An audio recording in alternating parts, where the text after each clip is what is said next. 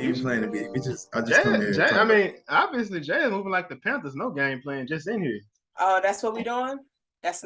We're not doing this, Jason. Anyway, are y'all ready to get started? But we'll see. Yeah, we still in preseason, Jason. Like, I'm just ignoring Jason right now. Like, okay. Don't ignore me, Jazz. Don't do me. This is not about sports. Can we get started? Are y'all ready? Ready. Yeah, let's go. Goodness gracious. Welcome back to the Was It Good Though podcast, where we discuss, debate, argue, disagree on movies and TV shows, old and new. I am one of your hosts. My name is Jazz. I am joined with two of my co-hosts, Chris. How you feeling, Chris? Feeling good. How you doing? I'm super duper. Jason, our other co-host, how are you doing?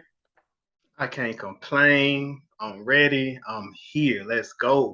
Yeah, quick question. So this is the third week in a row. Is this like the props? Is this a thing now, Jason? I mean, it just depends if I'm feeling it. It depends on what I'm feeling. So, some things have themes. So, yeah, these last three, they kind of have a theme. So I'm just trying to set the vibes, trying to let the people know. Okay. That's definitely the warning that Jason about to be on some random level. So we gonna let him do that. All right. Well, Jason, y'all have seen he's here. So we ready to get started. Gentlemen, this is episode 12. And we are headed to the PYNK. Yes. Yes. We will be discussing season 2, Pvalley, episodes 1 through 5. So if you have not seen those 5 episodes, please do not continue because this is your spoiler alert. All right.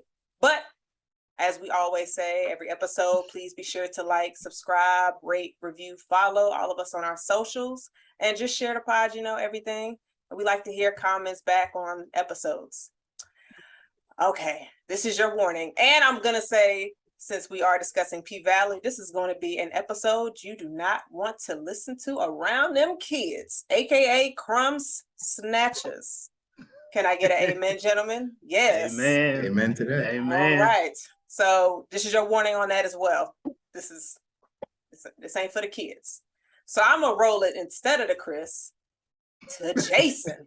Jason, you ready for the wheelchair? You ready to roll? I'm ready. I'm here. I'm ready. Know you excited. I'm ready. I'm super, uber excited. So I'll be doing the season 1 recap. So Pvalley was a I'm just thinking of recaps. Like last time it was like 10 minutes long. So let me see what happens. Last recap was 2 movies. Oh, okay. So Pvalley season 1. We get introduced to Chucalissa, Mississippi. In the heart of the city, we have a strip club. What? Go ahead, Jason. Man. Just ignore me, brother. Just go ahead. No, Jason is doing the origins of the. I'm not. I promise I'm not. I promise I'm not. I promise I'm not. I promise I'm not. So again, we are in 25,000. Founded 19. It's probably definitely only like 900 people in that city. So we're not doing 25,000 nothing. But yeah, we in Chucalissa, Mississippi. We in the strip club. We get introduced to some characters we love, we hate. We got Uncle Clifford. We have his love interest, Lil Murda. We have Mercedes. We have Autumn Night. We have Keyshawn, Miss Mississippi. So as we get to the season finale, we run into a situation. Keyshawn, one of the beloved strippers who is now rising to stardom. Her boyfriend, baby daddy, comes in and fights that Drake-looking ass nigga, known as Tyler Lepley, also aka Chris's rival, for Miracle Watts. Yes. First of all, we're in season 1. Who is Miracle Watts? We haven't even gotten there yet. I just said, hey, this Tyler. I didn't admit. I just said Tyler Lepley's girlfriend. That's it, brother. That's it. That's all I'm saying. So we have a situation between them. Keyshawn has now pulled a gun on Diamond, keeping him from killing her baby's father, who is been abusing, attacking her throughout the entire season. But then we go to our other leads. We have Mercedes, we have Uncle Clifford, and we have Lakeisha, Haley, Autumn Night, Savage, locked up in the room with Montavious. The entire season was pretty much about Autumn on the run, and she's been embezzling money from a mobster, and now she's basically in Chuckalisa, and he gets killed. And then we really don't know what happens to him. We don't know who kills him. We just know he gets killed. The PYNK gets closed down and it's auctioned. And they're in the end of the actual season, and they're pretty much, closed, about to be gone. They don't know what's happening. But Lakeisha, the money she's been embezzling, she comes in and she gets help from Barack Obama looking ass nigga, Andre. Andre decides not to buy the PYNK when he could have very much so went ahead and bought it. He allowed her to repurchase the PYNK. And that is how season 1 ended. Was that short enough? I think I get too crazy. We good. All right, Chris. I'm gonna let you jump into season 2 intro to Pussyland sub. Yes, sir. All right, so we back season 2. We open up. We had a drive-through strip club, and this is interesting because I think this is the first TV show that we've done where they implemented COVID into the storyline. I know when the trailer came out, we saw like the mask and everything. Some people wasn't really feeling that, so we get to see how that plays out and how the PYNK adjusts. They're through strip clubs. I mean, hey, innovation is key. We go through. Man goes through. He's having some troubles at home. All the kids. He's stressed out. He gotta, relieve some tension. So, hit up the PYNK. Then we get Uncle Clifford is back, and I'm gonna be honest. Never mind. We see Uncle Clifford. No, Jazz, no. This is 12. I'm trying to make it to 24, Jazz. We on 12. I was gonna ask, but y'all have put that car in reverse? We on 12. We trying to get to 24. So and look, we in the car in the thing. I can lock the doors and close the windows. What's up, Uncle Clifford? What's good with you? Yeah, so here's Uncle Clifford. But we get the intro. Of course, Jason talked about in his recap. Mercedes, one of our main characters from season 1. The Mercedes experience is the draw for this whole drive to strip club. Then, of course, we see Mercedes. He do his thing. Clean up. We out. So yeah, pretty much we see how the PYNK has to adjust. Of course, last season we had to auction off of everything. Everything Murda night. Of course, Jason sort of referenced in his recap, and then of course we're doing the drive through because of COVID. After that, Mercedes is struggling for cash. Of course, last season her mom, Mayor Woodbine, shout out to her. She was, holy roller, whatever you want to call him. She's a fake pastor. Took all their money pretty much, trying to open the church. So Mercedes is looking for more money. Of course, she's been the main draw. Mississippi is no longer at the club because of the events that happened last season. So Mercedes is like, yo, where my money at? Like, I should be getting more money than the rest of these girls. We already struggling because of COVID and everything like that. So it was interesting to see, like I said, they adapted COVID into the storyline and how that's going to affect certain characters.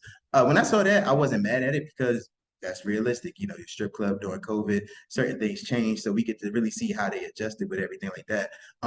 Jazz, for you with the storyline with Mercedes, we sort of saw how it played out a little bit last season. Coming into this season with Mercedes, where did you see like her character arc and how it stood so far where it goes? Because of course there's still tension with Autumn, or Haley, whatever her name is. She's got all that going on. She's staying with Mercedes. So you got that whole dynamic right there going on. What was your thoughts on that? I mean, I guess when you think about last season of how they started on opposite sides and then they started to develop some type of friendship, or as we later found out, Haley / Mother of Dragon / whatever. Oh, she got so many names. We realized friendship is not anything that she practices. Yeah. So just seeing that the dynamic between them, and then we see Mercedes holding her arm, and Haley's like, "You need to get that checked out." She's like, "Nah, I'm good." So that was a little bit of foreshadowing there, because it's just like, did she get hurt? Like, what's going on? Why is she having this pain? And then we see the news report that businesses can open back up. So they getting all excited. They're like, oh yeah, let's go ahead and get this money. And I'm just thinking, like, during COVID, when we were no longer in full quarantine, was y'all thinking like, oh, I want to get to a strip club? Oh, I need to go give me a dance real quick. Jason, you sure? You look like you probably was like. But look, Jazz. Yes, like I've gone to strip clubs. I'm not really a strip club person, though. I'm super personal. So I would have wanted that Mercedes experience at the crib. You know what I'm saying about? It wouldn't have been I wouldn't want it at the club. I would be at the crib type shit. Oh, okay. So some VIP access at the crib. Chris, what about you? Would you have sent sis an Uber, or would you have gone to the PYNK? Wait, sis? Hey. Wait, whoa. No, I'm not sending nobody to Ubers. If I had a choice, I'd probably go to the bank. But, you know. Okay. I'm trying to figure out the Uber thing. Like, she talking about Uber a stripper, but she talking about. No, because Jason says she needs to come to the crib. So Jason is sending her the Uber so she can come to the crib. Jason's special, you know that. So yeah, I might even go pick up myself. Drive, get in there, head to the crib. Yeah. Wait, with the stripper in there? Why not? Yo, Jason. Why not? Think what you talking about? I'm inviting her back to the crib anyway. Why can't I pick up? Why can't be a classy nigga? So, and then the baby in the background. Okay, so Mercedes, Jazz, financial trouble. She feel like she should be getting more of a cut. Yeah, I thought this scene also. I want to add, like, I thought this scene was wild because Mercedes is the one bringing in majority of the revenue. For them to even have a 50-50 split amongst everybody. Wait a minute, sis over there in the dark, she not doing as much. How is she getting the same amount as me? So, like, I understood Mercedes's her issue. It's just like, bitch, I need more money because I'm bringing it in anyway. So, yeah, her whole the setup that they had, her and Haley, business wise, that wasn't a good setup at all. Yeah, no. I don't think. So yeah, she, you know, of course, Haley, she's trying to keep everything afloat. You know, she has her own agendas as well for trying to sell the PYNK. But then we get to, you know, some of our other characters. We got Andre, who Autumn or Haley is very familiar with, of course, last season. So we get to him, and he's married, and his wife comes home. I mean, it's just, you know, he was dealing with Autumn, and of course, he has a wife. But she comes home stressed out, and she's like, "Yo, you know, you sitting around playing video games, what you doing all day?" And he's, you know, some BS answer. I don't know what he was, you know, doing, but just pretty much not doing anything. And then of course she goes to his phone. She sees she sees Autumn's name, but then before that, someone passes away. Of course, he gets a condolences text, and then we get to the storyline of what's going on there. It's pretty much to get him back into Chuckalisa and, you know, back into the storyline with everything like that. That's pretty much summing up with him. Murda and Uncle Clifford, Jason. Talk to us, because they ended rocky. You know, we have the last season. They was, you know, together a little bit, but then they ended rocky. So now Murda is texting Uncle Clifford leaving him over it. What's going on, Jason? I mean, you know, rightfully so. Within that situation, I mean, me personally, I do feel like Uncle Clifford was doing a bit much in the middle of a business meeting. I get Murda did tell him he didn't want to suck and fuck in the dark. I mean, that was their situation, XYZ, but I also feel like not Murda, but Uncle Clifford was kind of doing a bit much, you know, when they were in the actual club scene. So now we in the house. We in the house with Murda. Murda and DJ Never Scared. They in the house. They cooking up a new song. They trying to get this song together, and you know, you can hear the chimes in the actual song, and Murda not feeling it.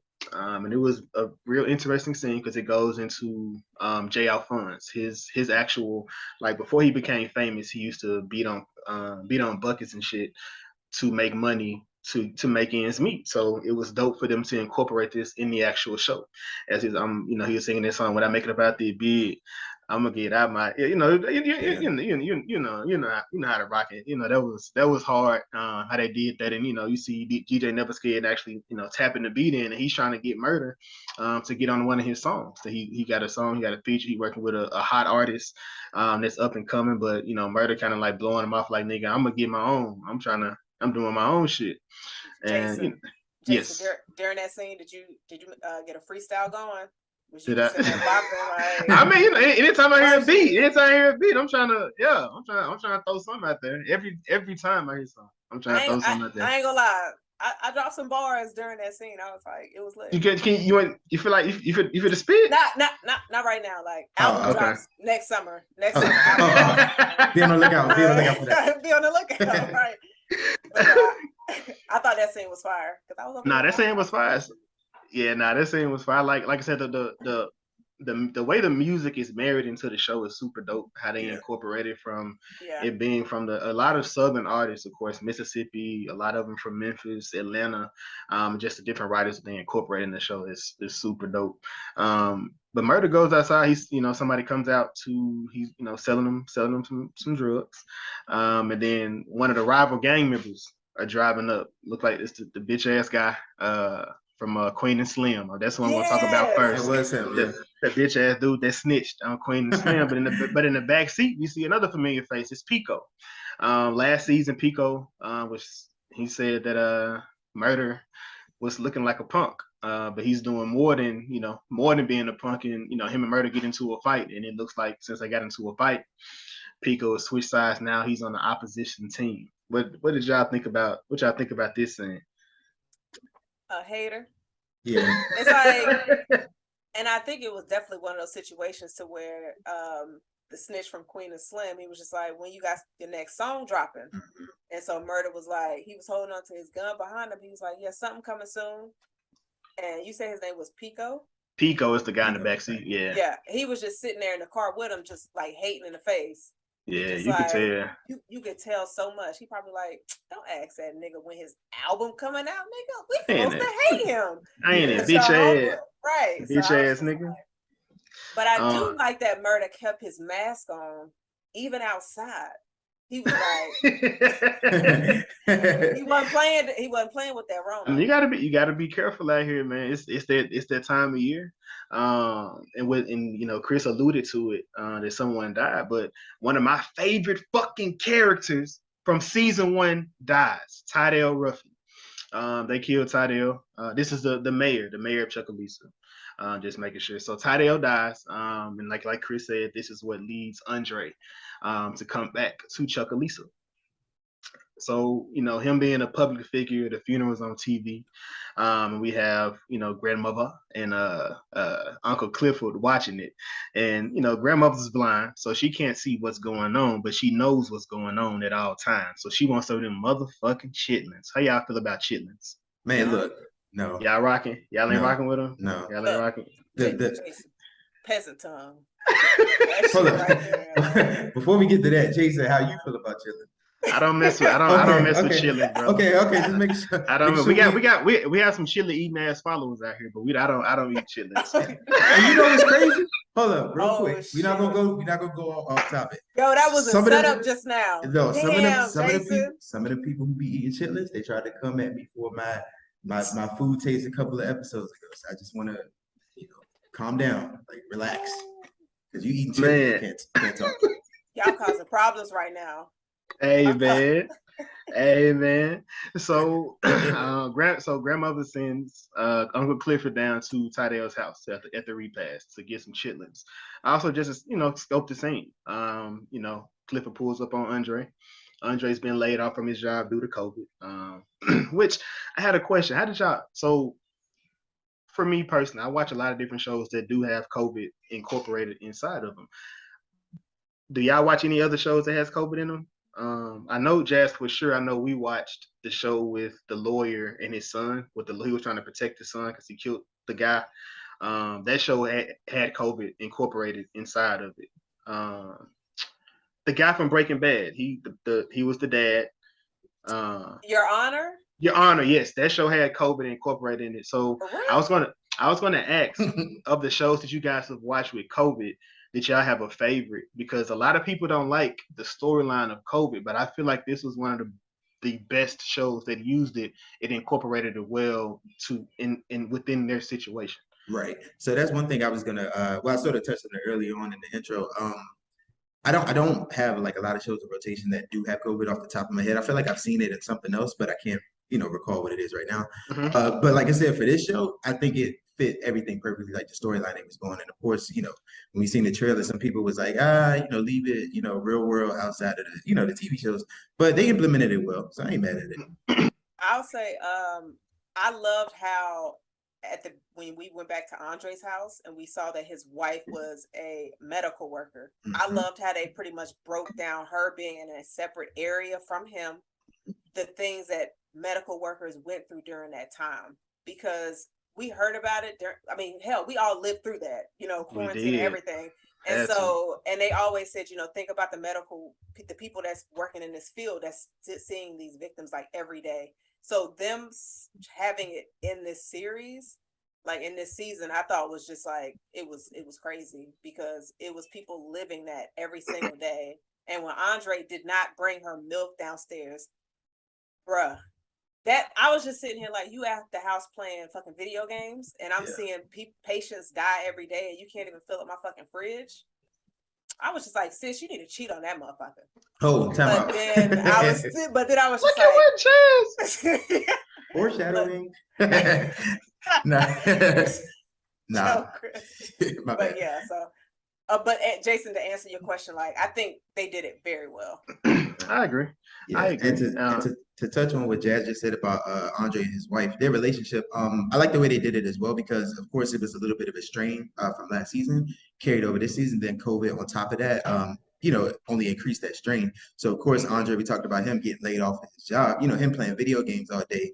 That's sort of like, him coping. Like, of course, he's maybe a bit depressed, not condoning it, but I'm just, trying to take you into the headspace that he had. Then of course, Jazz, I promise. Nah, I was like, nah, that's it. I mean, don't defend that nigga. Nah, I got nah. And then with his wife, she's dealing with a lot. So something as small as like bringing the milk downstairs is such a big deal. And then of course we had the whole dialogue where she was like, my day was good, but it wasn't good because I lost, 7 people and I lost 12 the other day. So it's just stuff like that. I really thought it was done well. Yeah, they definitely addressing a lot of different things. It was dope to nod to have all the different medicines that she had in her, they were telling us to take during the COVID, the zinc, vitamin C, these different things. And while we're at the repass, the interim mayor, Wayne Kyle, one of the Kyle brothers, pulls up. He's showing his condolences at the same time as Clifford. And Clifford, kind of, talking shit to him. They riffing back and forth within that situation. And I want to go over to later that evening. Andre is still in the house. He's still at the actual house, and then hears somebody knock on the door, and he steps out, and he's sees 2 fat ass stacks of money sitting on the porch, and it comes from Corbin. Corbin was the other Kyle brother, who is half black, so him and his brothers have a strained relationship. So he's kind of out of the way, but he is the one thing that was a big part of last season was they're trying to pass the casino. But Mercedes' mom has made them where they have to vote on the casino before it actually gets open. So the PYNK is a prime real estate because it's right on the river. So in order for them to have a casino in Mississippi, it has to be on the water. We just watched the Ozarks, so we kind of see how it works in the South when it comes to having a casino. He gives them the stacks, and they're trying to convince her to sell it, but they're, in that situation, they are trying to lowball her. They asked her for 500,000. But Cliff knows how much, it's actually worth within that situation, at least, a close figure. So they know 500,000 is a lowball situation. Which I have sold that for 500,000. Yeah, like looking at it now, no, but that's a lot of money though. But I think it's worth more. It is. You got the stats? No, I don't. I don't. Another scene in here, we kind of spoke about Keyshawn. Keyshawn is her, like I said, her and Lil Murda have been doing well since the Mississippi Pride video. It's taking off, going crazy. Keyshawn is at home. Keyshawn is at home on live. Chris, you used to love Demon Time. What was your favorite thing during quarantine? Whoa, first of all, no, you made Justin LeBoy pop off, and then Jazz like the memes now. But you was watching the Demon Times when they had the lives at night. No? So I just want to give Jason a little bit of props. That's a masterful narrative spin. That was a lying like crazy. Nah, I've seen Demon Time. It was cool, but nah, you lying or not? Nah, but the whole nah, but Keyshawn's storyline, of course, she's in a abusive relationship with Derek, and of course, we had that whole situation with Murda Night. I thought this was one of the I don't want to say it's the main storyline of this season so far, but I thought it was probably the most important in a way because it was really intriguing to me. It was really intriguing because it really detailed an abusive relationship and how deep it goes. And I think also before we get too much further, for the people who may not have seen P-Valley, it's not just a show about strippers. Like it ain't, it ain't just that face value. They go deep into some heavy topics and more so this season. So this is one of them with the domestic violence relationship and how controlling he is. And then of course, he's struggling financially, same way Andre, he lost his job. Derek is also struggling financially. And then of course you have that whole ego thing where he sees Keyshawn doing her thing. She's popping on IG live and she's, tour coming up, getting all this money. She's a stripper. So all of that on top, all that exposure, he's just like, yo, I'm not really feeling this. And it feels like to me, which again, COVID, it felt like it gave them another reason storyline wise to sort of expand on this story because that gives Derek one of his twisted reasons to try to keep Keyshawn in the house. Like, hey, it's COVID, all this stuff. He said something to that effect, like stuff ain't going back, something like that. So I like the way they implemented that too. So it's interesting you say that, Chris, which brings up to a good point. They said a lot of abuse victims, a lot of it increased during quarantine because at this point, these people in these relationships are in the home with their abusers. Nowhere to go. They can't, they're not allowing them, like you said, he's watching over her, he's guarding over her. And like kind of like what you said, this season was super heavy. So that's that. Let me make sure I put that out there as well. We're dealing with a lot of different things, and like you said, Chris, when it comes to domestic violence, this is from the emotional level, the mental, the physical, every aspect of domestic violence. You see it within here, and like I said, I don't have the number, but man, if you need the help, please seek it. Let somebody know. Somebody does care for you. Within that situation, and we look at Key trying to escape from this. So we, comic relief. We got our guy Wody. Wody is sleeping in the coffin.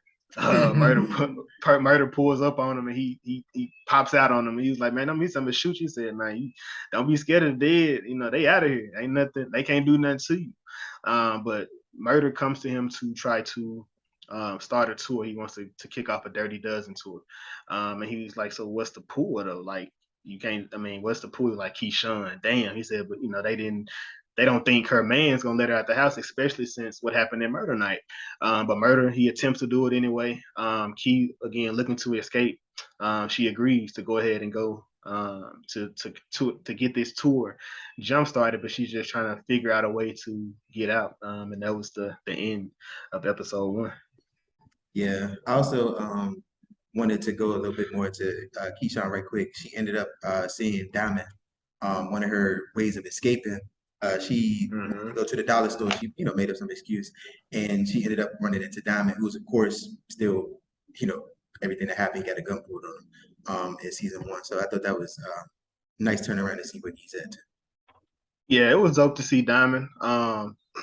So we go into episode 2, 7 pounds of pressure. Ooh, Jazz, you got it. Yeah, I will say one thing that you didn't cover that's going to be very key to these next couple of episodes is Haley tells Mercedes, since she has the issue with her shoulder, they're going to start hiring more girls. So obviously Mercedes ain't trying to hear that. She's like, "Nah, I'm good. And it's like, "Nah, you not." So we just like, we're going to get some more girls to where we got to be able to have some support for you. And then, of course, with Keyshawn no longer at the PYNK. So that Mercedes is already like, bitch, because she's knowing new girls, that means money out her pocket. Yeah. But I also understand what Haley was trying to do because it's just like more girls, more money coming into the club. Yeah. So Yeah, that was an interesting thing, and that kind of leads into the episode too, because at this point they are holding the auditions that Haley posted on her page, and that's when Mercedes went off on it, started talking like a slave, within that situation. So within this, we have the I feel like DJ Chose has like 8 different versions of this song. She thick, but in this one, this song is actually shouting out the different strippers that are being picked. He names all the ones that gets picked in his actual song. But I mean, you don't know that because you're not introduced to the characters. But Chris, what do you think about the new entries at the PYNK? What you think about what you think about them? All right, so we we get some new. This was a little comic scene where we get like the whole scene where we going through like all the strippers. Some of them terrible. We had a dude up there. I don't know where that came from. But then we get our main attractions. One of them being Winter. Whisper. She's Whisper. Thank you. She's one of the new additions. She impresses everyone. Jazz. She was killing it. She was killing it. I was thinking Winter is coming. That's why Chris said Winter. I'm gonna be honest. That's probably where my headspace is. Chris been watching Thrones like listen, crazy. man. I've been watching Game of Thrones, so I'm like, who is Winter? Yeah, close enough. We get Whisper. We get Roulette, who's of course a familiar face. And then we get Big Bone, who's played by Miracle 5. Listen, man, we talked about bad miracles last week. Yeah. This not a bad miracle. Nah, this is a good miracle right here, boy. We flipped the switch right here. Of the three new additions, is this your favorite? Big Bone? Mm-hmm. Oh yeah, absolutely. That ain't she's not good at stripping. So what was your favorite part, Chris? She ain't got to be good at stripping. What's she good at that you like? What you like so much? You know what I like. No, I don't, but the listeners don't know. Yeah, oh, you see, hold on. What was it, Big L? Hold on. When Big L was when they was all lined up outside, and Big L woke up, you seen her, and you seen the camera zoom in right in there. Yeah. Yes, sir. Yeah. Shout out to good miracles right there. That's a good miracle. So from one pastor to another, we're gonna talk about Sister Patrice, where the blessings resides, where the blessings resides, where the blessings resides. Yeah. This is cool because we're gonna talk about it later on too. I'm not even gonna lie to y'all. I was literally thinking about trying to put this in the intro, but it would not work with Potters. Because I was gonna be like, where the Potters reside, but I was like, that shit might be trash, and I was like, I can't fuck up the intro, so I was like, Jazz, don't do it. This is another scene. We just Chris, Jazz. We just discussed about ideas being taken from the internet and incorporated in TV.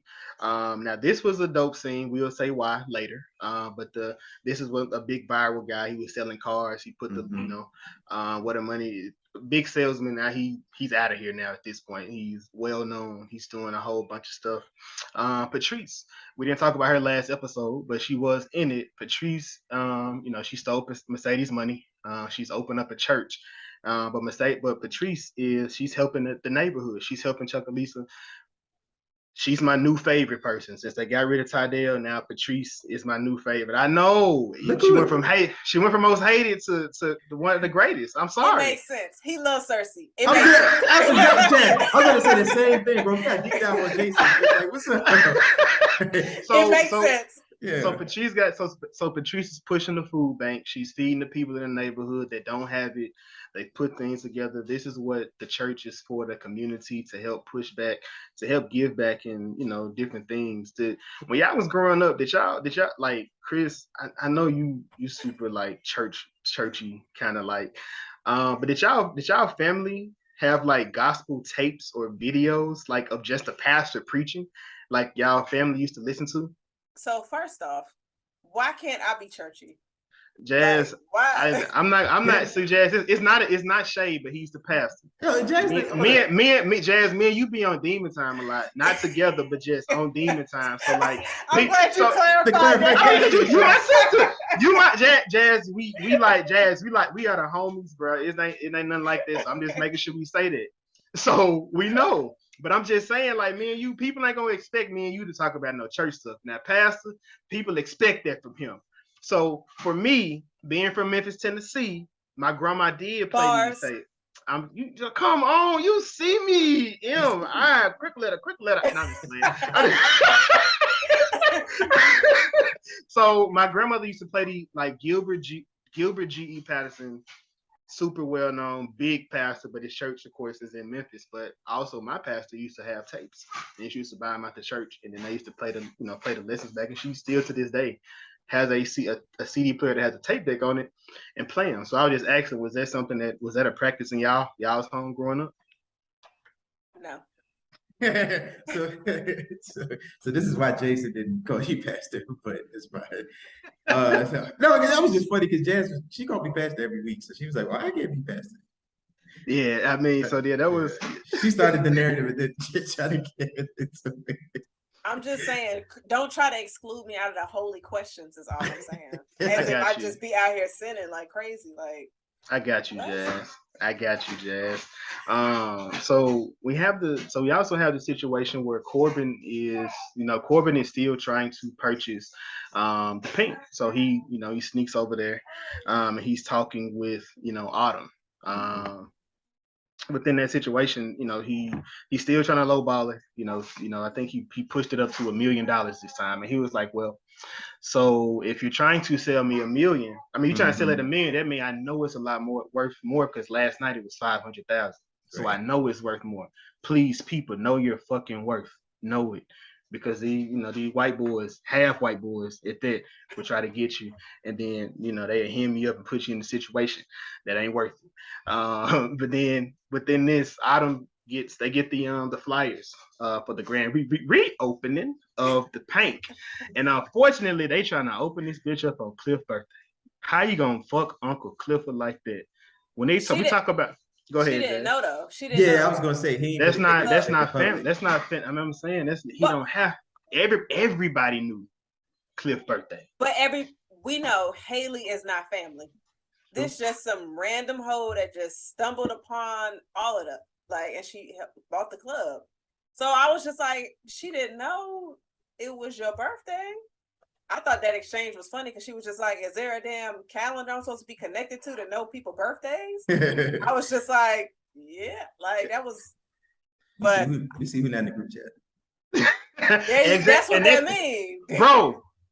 Diamond was in the group chat. That's how that's wild. He not even in the family no more, as they like to say on the show. Nah, if a nigga look like Diamond, he gonna always be in the group chat. Jazz, you got some diamonds in the rough you want to tell us about, sister? No, it's fine. Nah. I was like, I was trying to see who you keep in the group chat, sis. I was gonna say introduce her, brother. I'm trying to see, make sure they good for you. That's it. It's good. All right, Chris, I seen your face, brother.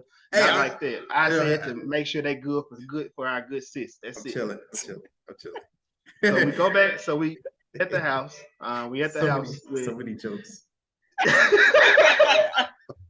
So Cliff is upset, in this situation. He goes home, he's tripping out, screaming, and he goes into he ain't had no dick, Jazz. I feel like you can relate to this situation. You want to take this one between what is happening right now? Wow. First off, yo, Jason getting back on his shit. All right, now I got it. Okay. I see what you doing. So we get the nah, fuck you. You done passed it to me, so I'll go ahead and cover this area of it.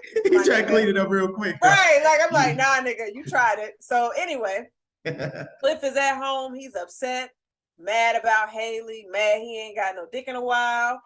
And then Ernestine is just like, your birthday's coming up, and Cliff's like, nah, I don't want to celebrate that shit. I'm good. I'm staying home. I'm not going to the PYNK. That bitch Haley can run it herself, which was the opening. But so yes. So now I'm passing it back to you, Jason. I'm coming for you, motherfucker. So within this scene, man, it was hilarious. Grandma other scene said, "Motherfucker, you crying? I ain't had nothing in 15 years." So that was wild. But then since the the tour is about to happen, Murda. Murda stops by. He's kind of upset about the situation that happened between them, but he gonna check on his boo. He keep coming to check on Cliff. Cliff is hiding, but you can see Cliff in the actual window. And hell, we all saw Cliff except for Cliff. I'm like, how did you not see your big ass behind that damn? Yeah, Cliff was he was tucked out. And then Ernestine was, she pretty much just saying how she still care about Murda and she still enjoys Murda and she knows this song, and he just wanted to make sure he lets her know that he was apologetic for how he treated Uncle Cliff. And he knocks on the door, basically just let him know he sees him. And then he leaves out, and Grandma Ernestine says, you talking about you ain't got no dick and it just got Amazon to the door. I mean, hey. And then you have now we got go back into Andre. Andre is walking through the neighborhood, and he's at his uncle's house, and he sees that some guys in the back of the house look like they're stealing some water from the actual house, and it just goes into Tydell. He may have been a crooked person, but he cared about his people. He cared about his town. So within his house, he was basically taking care of everybody within that neighborhood when they couldn't afford or they couldn't pay their bills from 5 months since COVID happened to 5 years. So he was really a dude that was actually helping and trying to assist the actual people. Within the neighborhood. And we can go back to, basically where Cliff is. Cliff, like I said, Jazz, he's kind of said he was kind of depressed. Grandma Ernestine keeps trying to make him take the trash out, but there's no trash. So it kind of, then you look outside, you see the screen mask. You see the guys in screen masks sitting outside. Would that be a good plan for one of y'all? How would y'all feel in that situation? How would that have gone down for you, Jazz?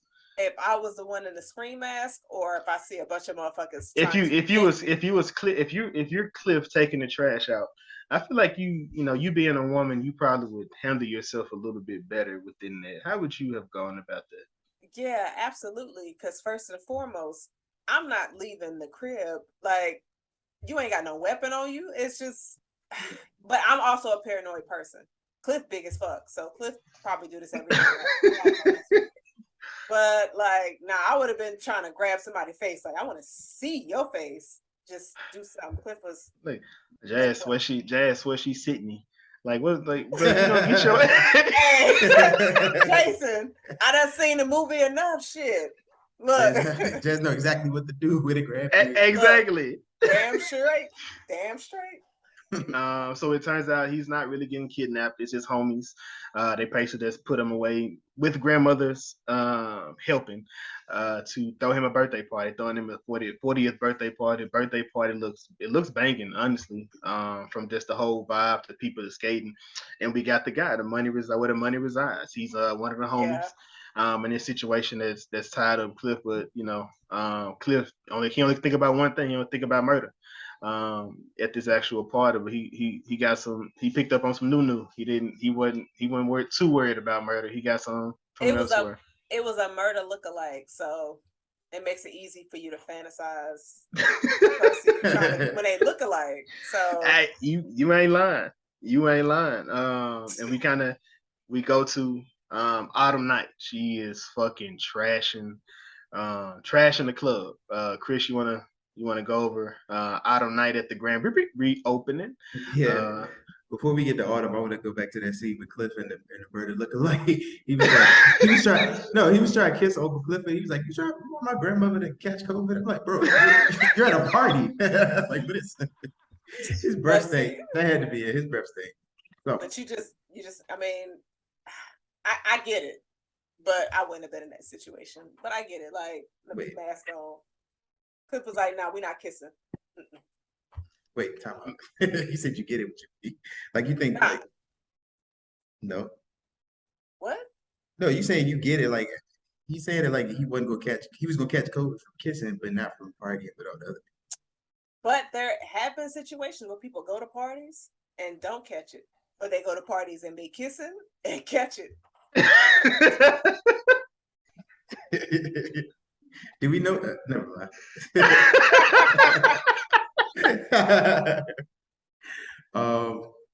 Yeah, what's going on? We At the reopening at the PYNK. But yeah, Autumn is she's running the club for the night.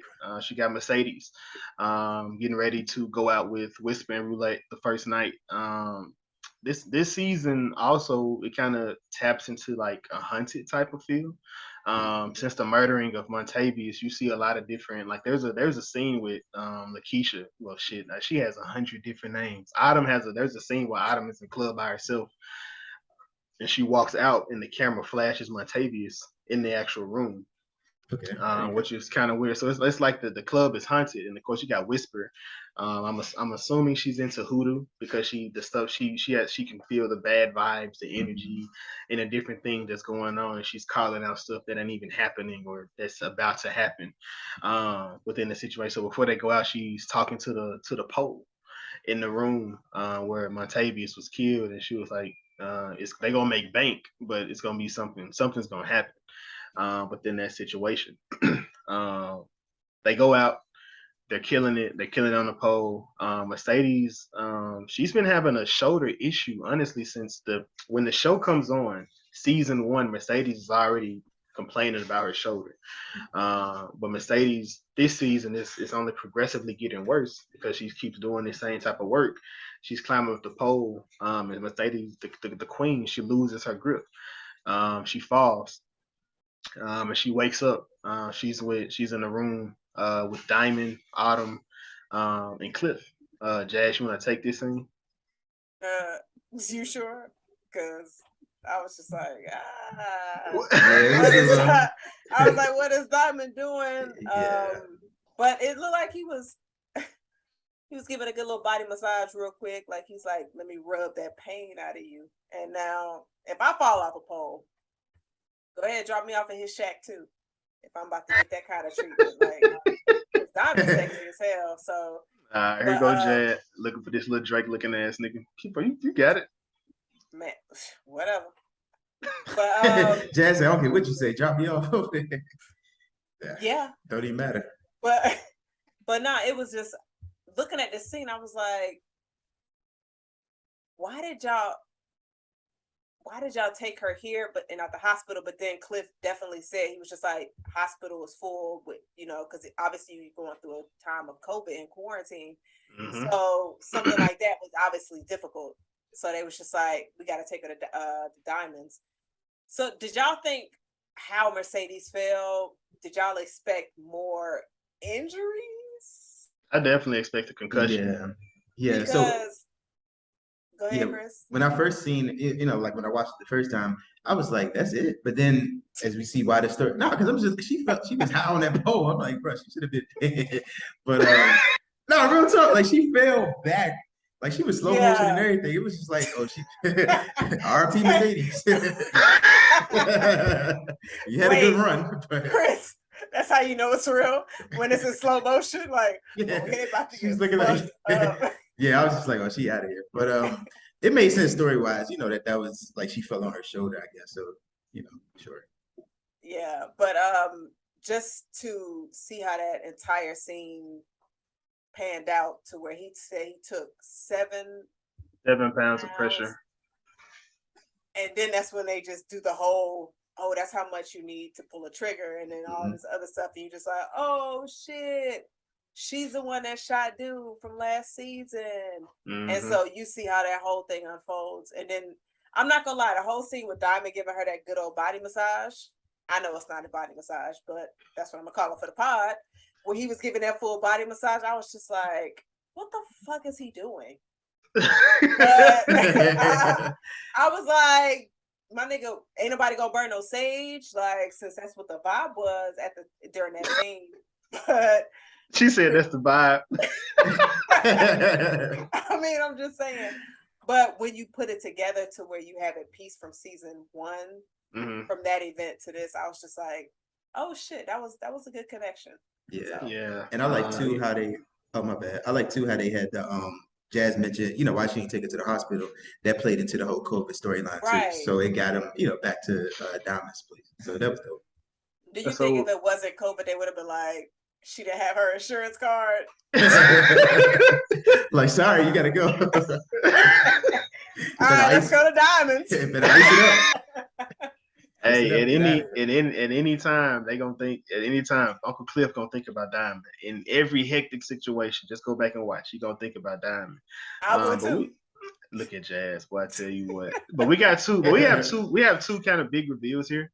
It's the one, we find out that Mercedes is the one who killed Montavious in the last season. And she's pretty much carrying that burden. That weight is on her since the actual murder. And two, Diamond and Big L helped hide the body.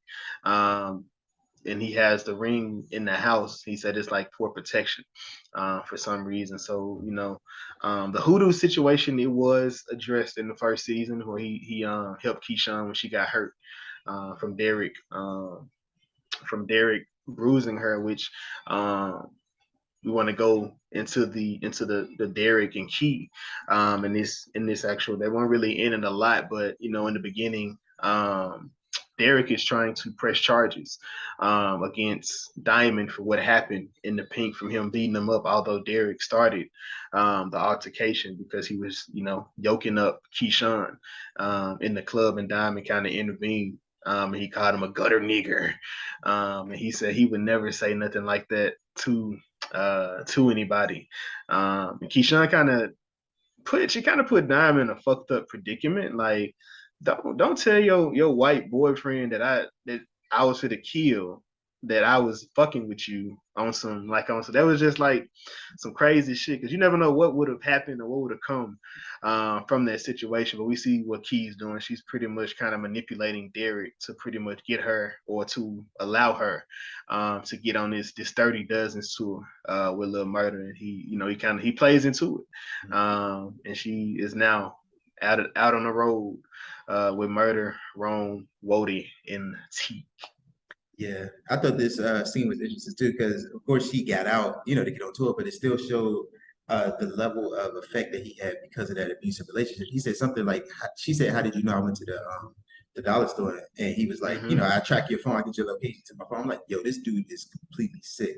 And then it's just like, she said something, I don't know if it was season 1, where she was saying how many followers or views she had on her IG Live or whatever. He was like, "Yeah, I watch everything." So it's just those little pieces of dialogue that goes to show. Yeah, so this episode. It was this season. Yeah, this season. Yeah, so it's just those little pieces of dialogue that just show how deep, like, he really is into like the whole controlling abusive relationship. All right, so now we get to episode 3, the Dirty Dozen. The tour is about to begin. But before that, we open up on Roulette. She's in the club with one of her customers. She's in one of the rooms. So he's a VIP member. He's paying, and he keeps on trying to get her take the mask off. In the middle of COVID, that's kind of wild. But I mean, he has other intentions. Do you guys have a favorite Uncle Clifford rule? I don't know him off top, but when he was at the party and his friend, she was like, "Life is like cocaine, don't blow it," or something like that. I was like, yeah, that was kind of funny. Jazz, what about you? No crying in the PYNK. Yeah. So this one here, Roulette, she goes over rule number 4, which Miss Katoria Hall. I have a problem here. In season 1, Mercedes and Autumn are in the VIP room. And she's knocking chips off the table. She was like, "Ooh, I guess that's why Clifford rule number 4 is no potato chips in the PYNK." But here we come back into season 2. Roulette said rule number 4 is if you a hoe, you gotta be out. If you a hoe, hold on, whoa. She says you can't be a hoe in the PYNK. This gentleman is trying to get Roulette to suck his dick. So she figures out what the camera is, what the angle is, and he pays her handsomely to go ahead and get that head job out the way. And she handles that. She handles her business. Jason is like, she did a great job. She did a great job. Yeah, I don't want to be disrespectful to Miss Gail, but I'm looking for the chewing myself. All right, so we so and we go into Murda in this gang. Within this car, we got Murda, we got Keyshawn, we have Rome, we got Wody, and we have a new character. We got Teak. Chris, did you want to discuss Teak? Yeah, so T got out of jail episode 2. And we see him and Murda. Of course, they, old friends. Very old friends, very close friends, but friends nonetheless. And it was interesting seeing how that dynamic goes because of course you're bringing in a new character. But we see, in jail, sort of life that he lived, we sort of get a little bit of glimpse of he's got a temper. So that can cause problems because Murda, he's, as we saw the previous episode, he's trying to get out. He's not trying to, live his life all the time. So when you have people who from your past, that sort of a conflict of interest because you like, but it's my man, I still got love for him. But it becomes a certain point in your career or in life in general where you just got to move on. So it seemed like Teak was sort of that middle ground for him because that's his old life still. And of course, they have history. But then, of course, your new life moving forward, where he's trying to be a successful rapper. So it was sort of that whole dynamic. And then I thought it was funny, too, because Moon Pass was referenced like twice in the previous episode. Keyshawn went to go to the dollar store try to get Moon Pass, and then T came out. He was mad happy that he had Moon Pass. About some Moon Pie. Y'all fuck with Moon Pie? I was Gary Eggs. I've had Moon Pies. They ain't that good. So I'm trying to figure out what the same. I'm the same, Chris. Yeah, my barber used to eat moon pies and cut my hair when I was a kid. I hated them fucking things. He ate the yellow ones and the chocolate ones, man. Them a marshmallow. Can we see pictures of your haircut as a kid? Just for I feel like it's some type of I feel like it's a little tie-in something. Relax. But in this, like I said, the gang they're on the Dirty Dozen tour and they are in New Orleans. We got Miss Queen Frida. In this episode, she makes an appearance. Legendary Black artist. I'm not just going to just classify her in New Orleans, but Frida is super legendary. We bring out Murda and Keyshawn. They performing one of his second song with this season, Champagne Campaign. I don't really care for the song, but I did enjoy the video montage of them traveling to the different places and how Keyshawn was killing it, how Murda was doing it. Big shout out to Jay Alphonse and how he's killing this. He has this super rap persona within the actual show, but he's a super cool guy in person. Jason, during this scene, did you appreciate that Little Rock, Arkansas was one of the places that they went? Jazz, no, I did not. I'm gonna be honest with you because why not? Because they actually stopped in Memphis, Tennessee. So I appreciated that when it comes in, they actually go into Memphis and they actually stop in Memphis and it actually, it stops a montage. So what they said, they show some guys in Memphis bucking, which is dancing, where they move their feet. It looks like they're kind of sliding across the floor. I have to make sure y'all know what that is because regional differences. You know what I'm saying? You got just in case nobody knows what you're talking about, just do a video real quick and drop it on the story of the pod. You're welcome. Everybody knows. I got you, Jazz. I'll make a bucking video just for you. No, not for me. For everybody. This is for the people. This ain't for me. Nah, this ain't for me. Jess, I don't want to see that.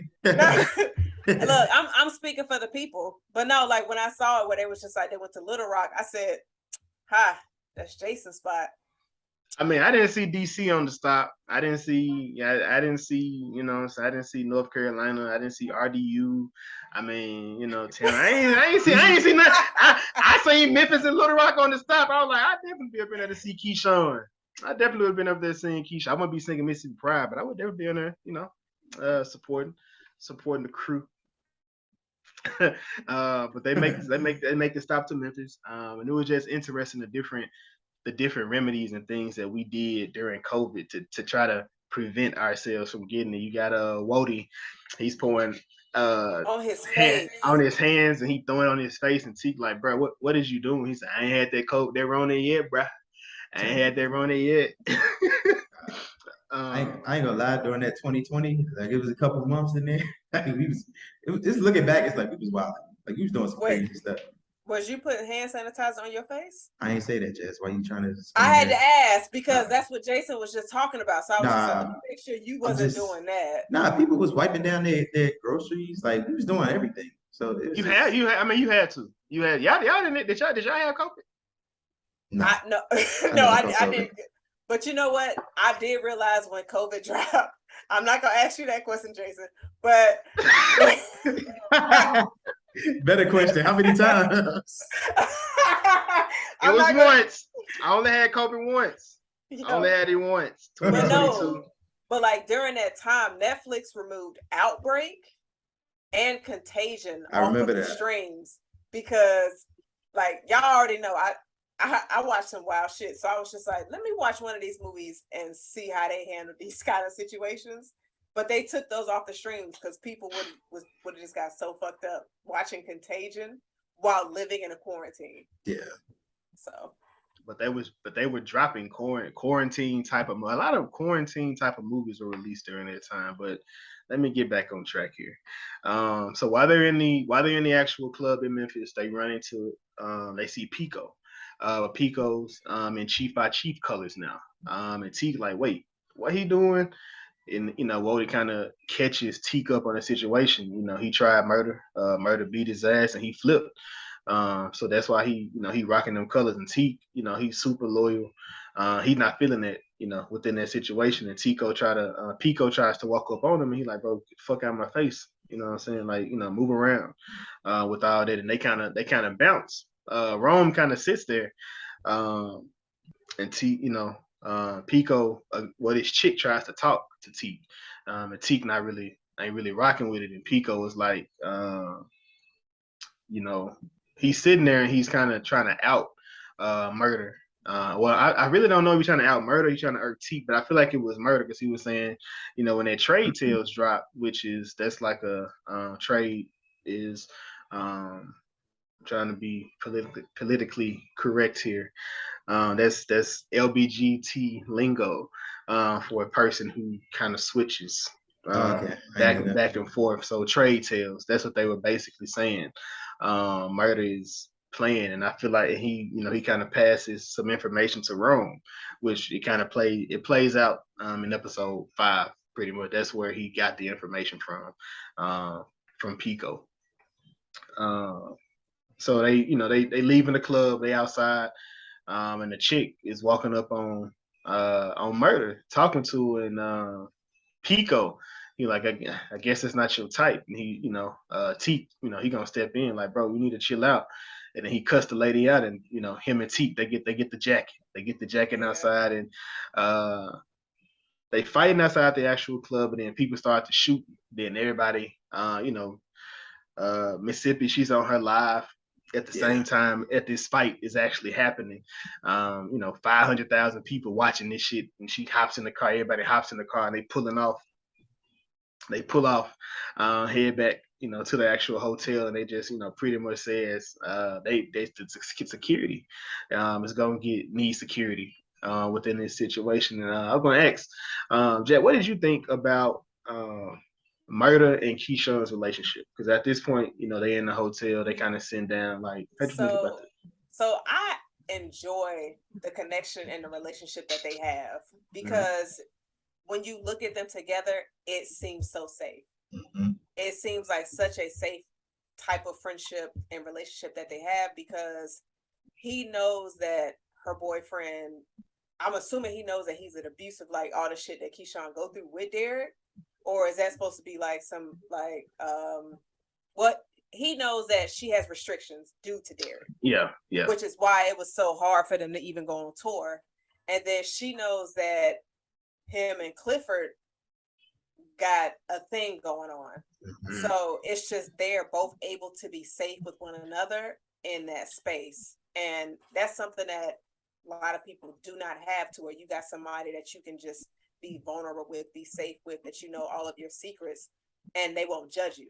So like that entire scene that they were having, to where Murda's like, trying to write Clifford this postcard, and Keyshawn's like, Mhm. "What the fuck is this? Like, you need to have more doubt. Like, this shit is trash." So you have somebody that you could be vulnerable with, and also can look at you and correct you.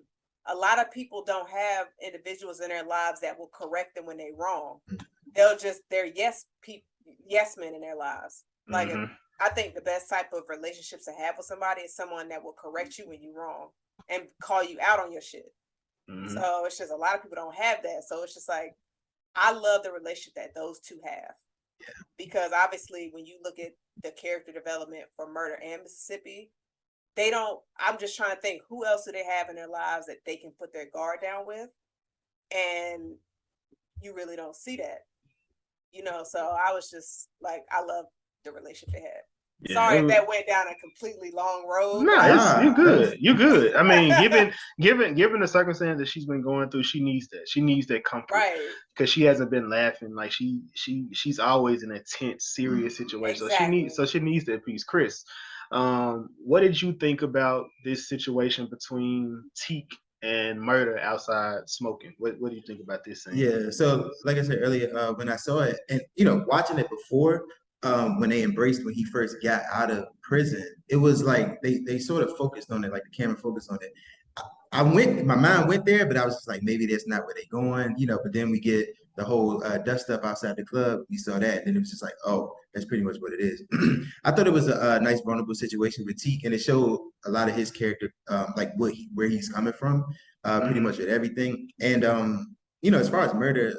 We talked about him and Keyshawn having those safe spaces. I feel like Murda probably has a little bit more than Keyshawn. Keyshawn really only has Murda at this point.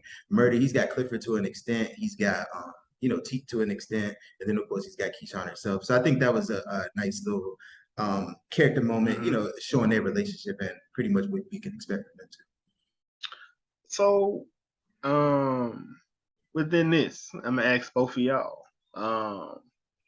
Would y'all get in a situation where you just have sex with this Chris, a 50-year-old woman, Jazz, a 60-year-old man, for 10 racks? For 10 racks, would you have sex with somebody for 10 racks for one weekend, a month? He threw me off because we was just talking about teeth and he went straight into Sadie's. Yeah, I know. I'm jumping. That was a wild pivot. I know. We off them now, so we finna get to the meat and potatoes of this. Okay. So with you, Jazz, have an arrangement. A man comes to you. He about 60 years old. Hey, Jazz, I got 10 racks. One weekend, a month. Yo. There you go, clapping again.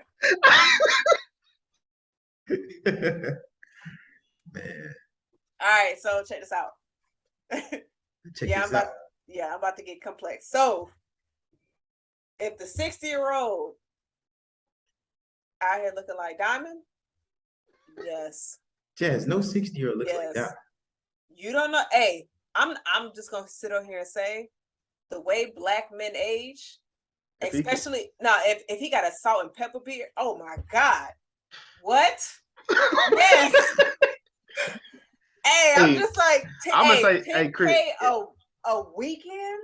Nah, that yeah. Hey, yes. Look though. In that situation, Chris, 60. If he has enough to pay 10,000, I'm more than likely he's gonna be looking pretty. Body looking good. He's gonna look pretty well for 10. Yeah. If he can afford 10,000, black, he probably gonna look. What about you, Chris? Same situation. You get this, old nice looking woman. She'll give you a condo. All you got one weekend a month. She want to have her way with you. What you doing, brother? 10K a weekend? She don't even have to, bro. She don't even have to look that good. Are you kidding me? 10K a week, bro.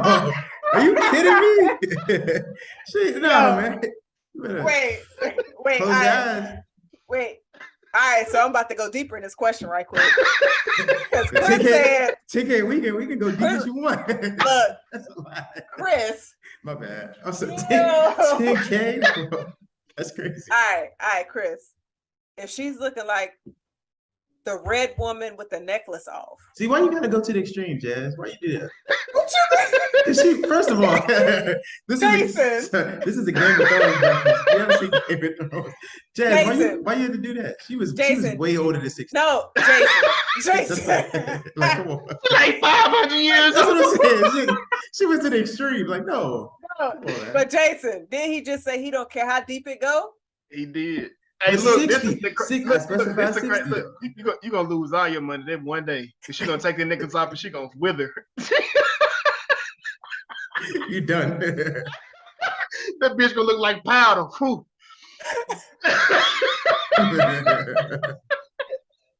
Hey, Jason, before she goes, she could be like the Lord of Light. Man, now we say, hold up. Hey, look. Hey, man, just imagine her got Chris wrapped up. He can't put him back in his wheelchair. He's like, this bitch. There's no wheelchair, by the way. I hope you guys know that by now. The listeners, there's no wheelchair. But listen, man, even the red woman, like, we can up it. Cause, bro, a weekend? That's insane, bro. So wait. Jazz, come on. 100K? No, it was 10K. No, I'm saying for the red woman, we get 100K. Maybe more. No. More than that. We gotta do more than that. Chris, you saying a red woman without her necklace, 10K a weekend? You saying no?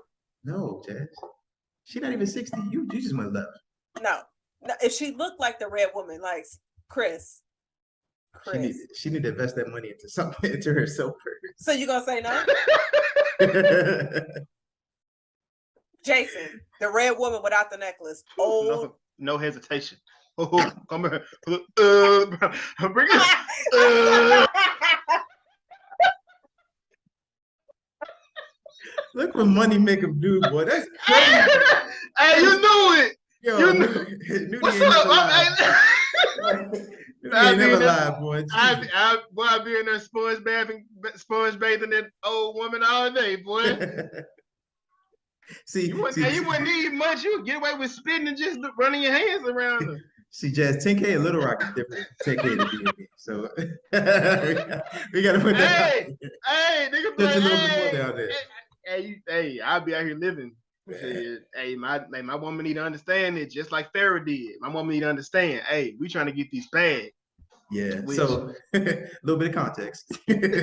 So we going into Mercedes.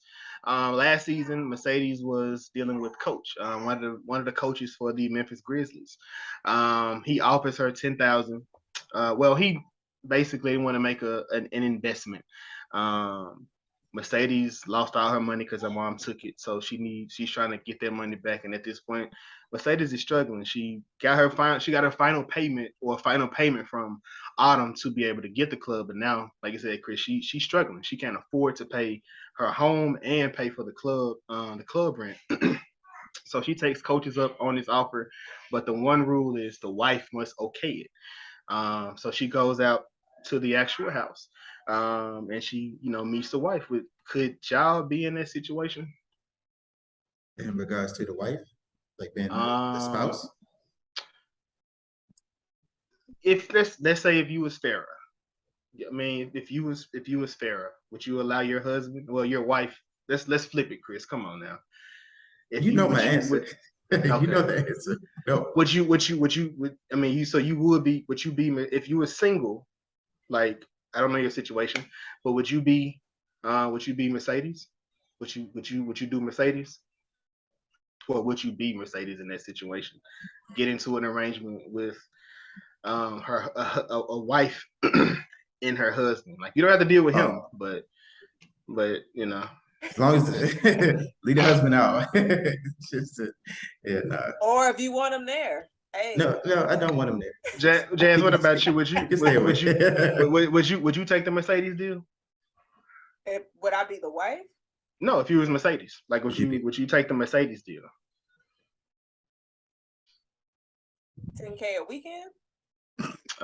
But I'm saying, like, dealing with a married couple though, like to have a situation with a married couple for the 10K for the weekend, could you do that?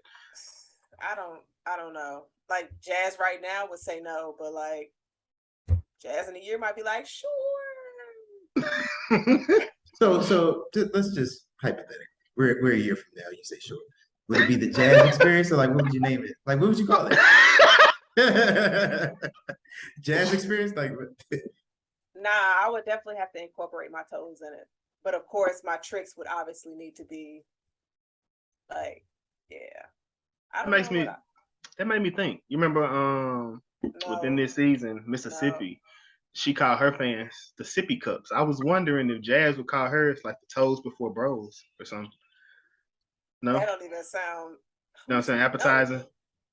Or the the feet bros fandom, sucking toes. the feet fandom. Feet fandom. These are all really good suggestions. I'm taking all toe only hashtags. Just let me know, like, but I don't know. I toes, bros sucking toes, my toes. I don't know. Yeah, Jay. I'm gonna let you think. I'm gonna let you ponder on that one. Chris just had a great idea. No, I didn't have a great idea. I just had a I remember the piece of dialogue when they was at the bar with Wody, and they said something about beef. He was like, "I've been vegan for for 2 years."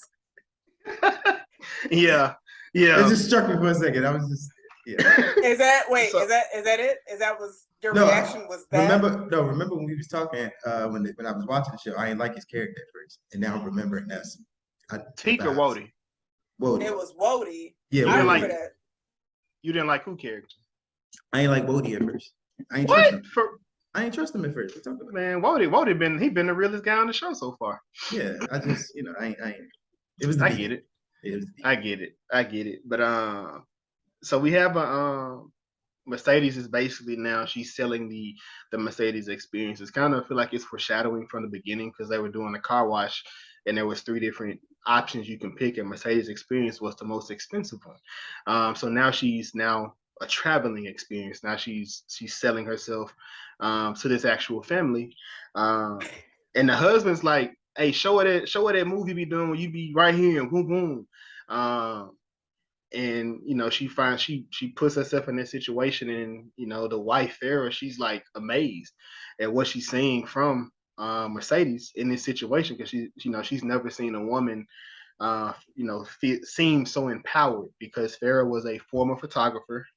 She was a former professional photographer. She still takes pictures, but not not really. She doesn't really do them for a job anymore. And Mercedes was pretty much complimenting her on all the work that she's seen in the house, and the husband kind of dimming the light, which we definitely have to stop doing, within that situation. But I guess, he got the money, so she kind of put her situation on the back burner. What you got, Jazz? What show does this remind you of? Bel-Air. Thank you. Yeah. Okay. Yeah. Very great show as well. Bel-Air is a very great show. About that when I was Amazing. rewatching. Amazing show. But it's basically the same thing.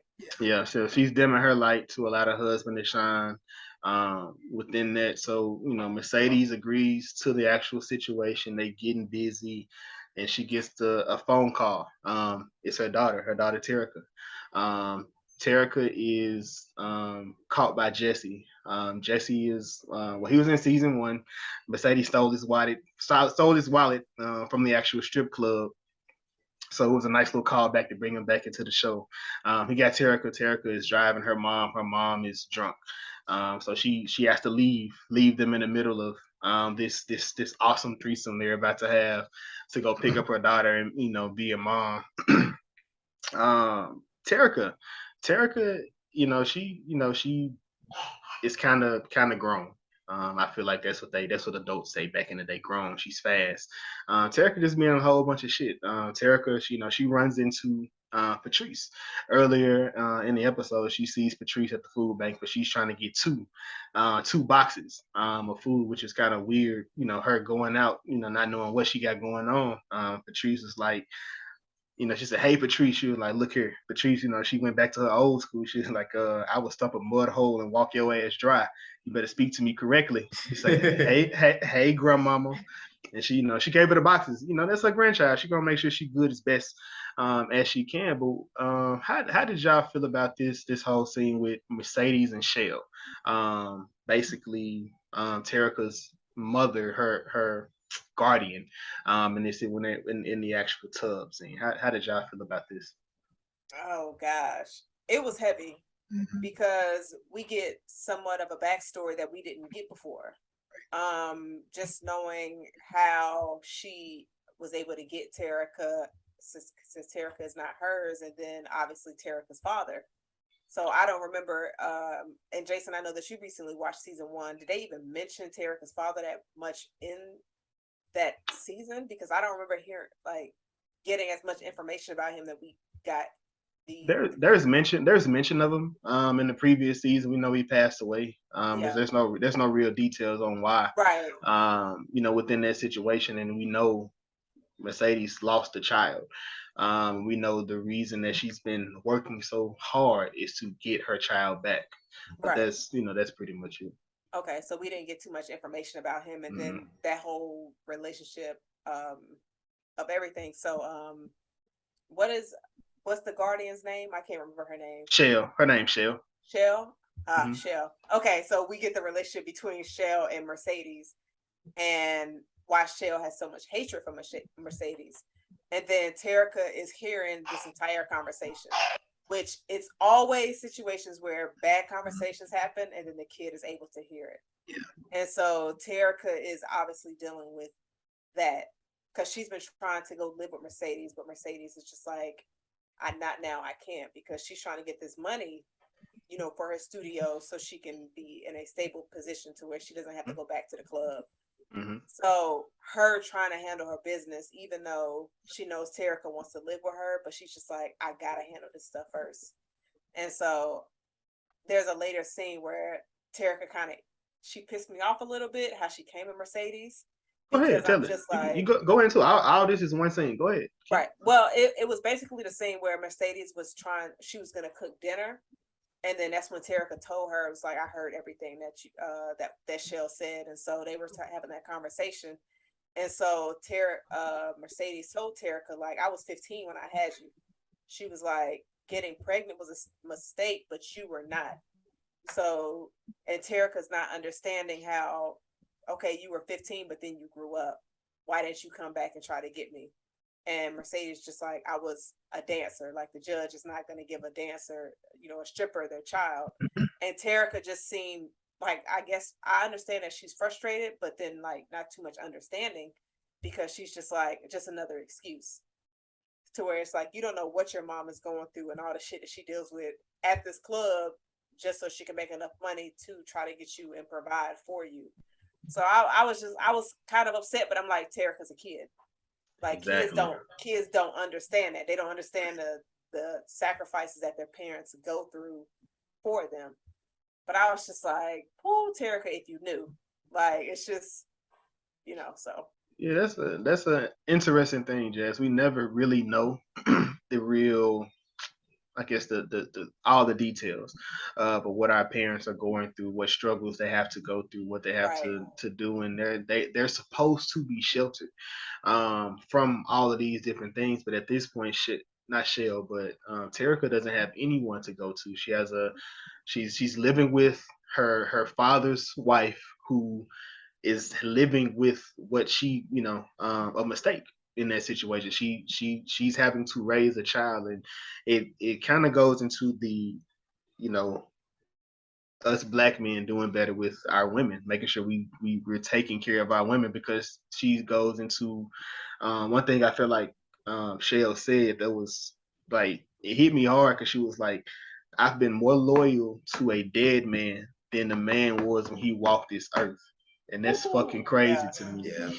And it's just, and there's been a lot of conversation about, black women getting the proper love, or getting the love that they require. And that's definitely something that we have to work on. I've definitely perpetrated the wrong version of that personally. But I, go ahead. Is that you taking accountability? It's me being aware of my actions, Chaz. I don't know if it's accountability yet. It's just me being aware of what of the shortcomings. We would say that in that scenario. We're getting there. I like it. Progress. it's Chris, slow. is there anything that you would like to confess? So back to the pink. Let's not get carried away here. So yeah, we at the pink. We had no Mercedes. She's on her parent shit, and then we got Whisper and Roulette. Whisper and Roulette about to be the headliners at the club this evening. And they're kind of concerned on what's going to happen and how this situation is going to play out. Clifford goes out first. He killing it. He jumps on the pole. I ain't never seen that shit ever in my life. I wasn't expecting Clifford to get on the pole, but Cliff, he tore that bitch up. They was in there throwing the money. Cliff set it off. What you got? If y'all was in there, and Cliff jumped on that pole, would y'all be like, all right, I'm gonna throw Cliff a few dollars, but y'all throw some dollars at Cliff? It's a safe space. So Jazz. So look, I'm gonna be completely honest with you. If Mercedes was on the pole, I'm not throwing no money. Like, that's just not my thing. Jason line. Chris, what about you? I'm telling you, I've been to the strip club a few times. Anytime I go, I never throw a thing. I'm cheap. I may recycle the money that be, that's thrown. Wait. You one of them? Yes! Oh, Jason. Oh, shit, you threw some money. My nigga, you a real life villain. That's crazy. Yo, that's he just talked about. He just went into accountability. I mean, he's admitted his faults. It's fine. But this is the shit. Oh my God! I found somebody's money. Yeah, that's crazy. Yeah. Oh man. It's wild because like when I was in college, every Friday or every third weekend at a strip club in Charlotte, the fellas would come out and they would strip. Man, look. Yes, I was throwing money at the stage. Yes. Jazz, do you go to do you Jazz see Kobe out there? Jazz, do you do strip clubs, Jazz? I haven't been to a strip club in a while. You prefer male or women? Males, but the ladies be doing their thing. That's the best place to learn some lessons. You be like, oh, let me see what she Jazz, doing. are you a pole artist? I want to plead the fifth. Jason was setting her up the whole. I was wondering if she was gonna I know. I was waiting. I was just like, I'm just sitting here like, oh, got a clip. Here we go. I was waiting for it. I want to plead the fifth, Your Honor. Yeah. All right. So we at the pink. Duffy. This is Gidget's old boyfriend. Probably one of my second favorite people. This season. Duffy pulls up, just a cool white boy. He's crying, he's sad, he's upset. We know COVID is a real thing, man. It took a lot of people out when it was going on. Duffy got COVID and he mistakenly killed Gidget's mom. She contracted the COVID from him, and she passes away. So that's why she broke up with him and she dipped. You knew that? You can't hear me? No, yep, no, I can hear you. Okay, I see your face was kind of shocked, like you didn't. She didn't know. I didn't think she caught that. Right? Hell no, I'm sitting here like, what the hell is he talking about? Yeah, that's why they're not together. That's why they're not together no more. He killed her mama from COVID. Yikes! But I get it. I mean, yeah, you like I said with that, you have to. And so Gidget and Roulette, no, not Gidget, Whisper and Roulette.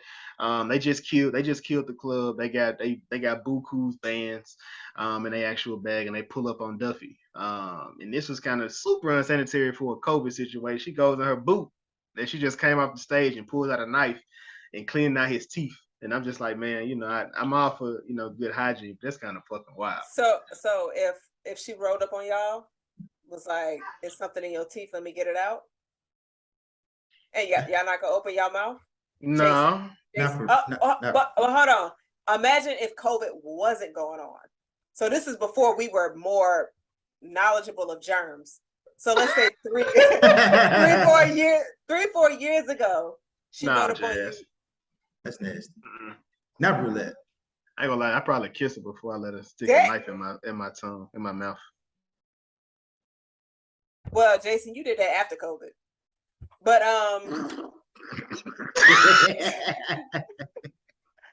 so so y'all saying, wait, Chris, you said not roulette. Would you let Whisper do it? Nah, not Whisper either. There's only one at the pink. He looking for Big Bone. Yeah. Nah. Oh, I was gonna say Cassie from Euphoria, but either way. Oh. She going to a whole nother show. Genre, different channel, everything. All right, Jazz. Hey. I see what's happening. We know where Chris Lust lie. No, we That's don't. all I'm saying. No, we don't. Look at the narrative, Jazz. Okay, I see what's happening. I see. That's called projecting, by the way. Nah. And it kind of ends with Roulette. She sees basically what Duffy and Big L are doing with the drugs that they're holding at the PYNK that Clifford said he wasn't going to be due. However, in season 1, Clifford used to hold for Duffy, but I guess he stopped because he didn't want to hold that or carry that risk. And we kind of go into that's when we go into episode 4, Demetrius. Within this episode, we go in. We got Lauren. Lauren is back. She was in season 1. She was at the PYNK. Her and her husband had just got divorced. Turns out she was fucking the husband's wife. I mean, mama. He was fucking the husband's mama. Got super drunk. Tried to run from the police. Got thrown into jail. Whole bunch, just a whole bunch of shit. But she's in the club. She's going crazy with her stimmy. I didn't think the stimmy was that fucking much. How was she? She was throwing money. 1,200. Well, maybe in one. Maybe it looks like a whole bunch of money, possibly. Lauren probably spent the whole 12. Man, she did. She was trying to. She going crazy up in there, but she's with fucking Toy. Toy has been the worst stripper since PYNK has come to the action. On first season, she's farting on the customers. She's shitting. She's just doing a whole bunch of sick shit. Which I remember, Chris, when did you first find out women shit?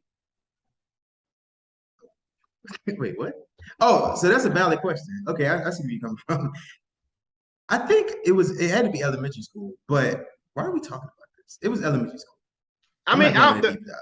The only reason I bring that up is because, like I said, Toy is just probably the most disgusting stripper. And it's just, I be thinking like, they do regular stuff. They still, go to the restaurant like regular people.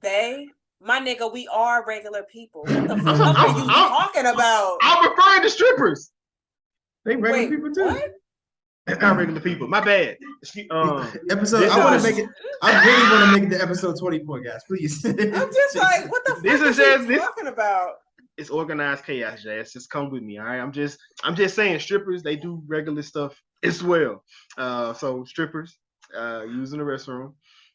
At this point, Toy. Again, COVID restrictions. Everybody need to have on masks in the actual PYNK. Toy is whatever fucking reason stripping and making this woman take her mask, and she took off her face guard. She took off her cute mask. She took off her N95, and then Toy sneezes in this woman's face. This shit was crazy. This was crazy. Toy, you sick woman. And that shit got in her mouth. Like, my God. I was man, and she closed that bitch down expeditiously. Which it was funny, bro. It came up with that another super dope scene. Internet being incorporated in TV. She was like, what's the Bella Noches scene? That's like this is upsetting me and my homegirls. We can't go to Bella Noches no more. They were like, right. That was. I remember that. You're right. So they closed down the PYNK. They closed down the PYNK. But while this is going on inside the PYNK, the rumble in the jungle. We got the girls. Brazil. She not really a lesser known stripper. She kind of calls out Roulette has been doing some extras to make some extra ends in the actual club. Yeah, there we go. She diversifying her income. Which what's y'all take on sex workers? How do y'all feel about sex workers? Yes. What? Why? I ain't got no opinion. I mean, make your money, sis. Or Okay. my dude. I mean, we trying to see if you into it or not. That's all I'm asking. That's all No, I'm asking. I'm not paying nobody. I mean, are y'all paying anybody? No judgment. I'm not. No. Jason's quiet. So no, I'm not. I don't deal with transactional sex. I will indirectly pay for it, but I'm not paying for it just for this. So I'm not rendering Did you just service. clap again? He been clapping a lot. It's accident. I'm not rendering the service. I'm not trying to render that service. So you'll be like, I'm gonna take you out to dinner on Friday, which is paying for that sex on Saturday? Hopefully I get it Friday night. I mean, I guess it depends on how good the food is. If she might be like, oh, that's why you got a double link. You'd be like, okay, we link up Friday, like up. Jazz, I'm just not that I participate. I'm just saying. Jazz, curious. When's the last time you double linked? I'll be wondering when Jazz gonna catch it. So, I'm not answering this question on the pod. Got you. I'm just making sure. I'm just you know what I'm saying. I mean, I will say, it's definitely. Have I practiced those? Like, wait, hold on. I'm just saying. I think I'm thinking of a different question. Are you saying double link like a link of Friday and Saturday? Or are you talking about? That's all I'm saying. That's all I'm saying. Yeah. Oh, I don't know. I thought you meant. Actually, never mind. I don't know what I thought you meant. I'm gonna leave that alone. But yeah. So one thing here is on the news. We see that Patrice is they looking on TV. Patrice is now about to go for mayor. Patrice is trying to go to run for the mayor of the city. I love it. We gotta get in there. We gotta get somebody up in there. And this was pretty much spearheaded because of in the last episode, she's at a reverend's luncheon, and one of the Kyle brothers, Wayne Kyle, specifically pulls up and he's endorsing, trying to make people, he's what they say, shaking the hands, kissing the baby. He's trying to make sure people are voting for him. He's gonna make sure the collection plate is a little bit heavy at this church. What you got, Jazz? So when y'all saw this scene, did it pretty much remind you how politics tries to weave itself into religion? Yeah. To where it's just like, we'll go ahead and add extra money to the offering plate so then you can get the roof fixed and all this other stuff, but just make sure you push our name during your services, to where it's crazy because I mean all of this stuff is evident in front of our faces. Yeah, it's very. Like, it's crazy to me. And also the fact that I know during the times the South areas like Mississippi, they aren't really living in modern life, like technology, advanced, all of that. They still in their early 70s, 80s, whatever. Because behind the times. Yeah, my granddad. Yeah, I mean, yeah, right. A lot. Because you saw all the ladies bringing the men's their food and all of that. It's just like, can we all get up? Y'all all just chilling in y'all seats, and that fried chicken. Well, Chaz, you don't be making plates? No, I'll definitely make my man plate. Okay, I was just asking, just curious. Chris, your women be making you plates? My what? Your women be making you plates? Women? Multiple. Ooh. Yeah, where'd that come from? In life, brother, the women that you have dealt with, does your woman make you a plate? I've gotten a plate, Jason. I don't like my plates made. So I don't get my plates made. So you don't. I feel you on that. I don't like my plate made because y'all women get heavy handed. Well, that's because men eat more than women. Nah, don't fix my plate like you eat yours. I'll fix my own. And I gotta taste it. And I gotta taste test this food. I don't know what this shit might taste like. I don't know if that's a shot at me or like women in general. Like, well, we already know you gotta take one. So. I don't. Oh my bad. It's not a shot at all, Jazz. I just know I don't like my plate to be fixed, so I prefer to go and fix mine. I'll fix my woman a plate. I'm not, but don't fix me one. Jason. We already know that you don't mind ironing some shirts and dresses and stuff. So You're right. You're right. Don't put my business out there, Jazz. So after this, we go back to our actual our Dirty Dozen crew. Gidget is back. Gidget was in the first season. I didn't really have an emotional connection to her. So that impact didn't really matter. But for Keyshawn, that was a super close. That was Keyshawn, Gidget, Mercedes. That was the three, that went crazy in the club. So every night it was them. So it was dope. They brought her back. And in this same Murda, a lot of times it's like he kind of comes off as like jealous, but I feel like, Wody is a funeral director. So a lot of shit that he's doing, he's learning on the fly within that situation. So Rome is more established. His intentions ain't well, but he's more established within this role. So he's able to put Mississippi in different positions to get her things. And he's like, bro, what my endorsement is at? And, like, I can get you some lashes and some nails if you want them, man. Uncle Murda looking ass nigga. And I just died. But Jason, did you catch in that scene where Murda winked at Wody and then Wody just was like, oh shit. He just like, right, he was playing it was killer. Have y'all ever played that? Nah, I want to though. That's not lit. I never, and I wonder if y'all think that's foreshadowing? I did. I do.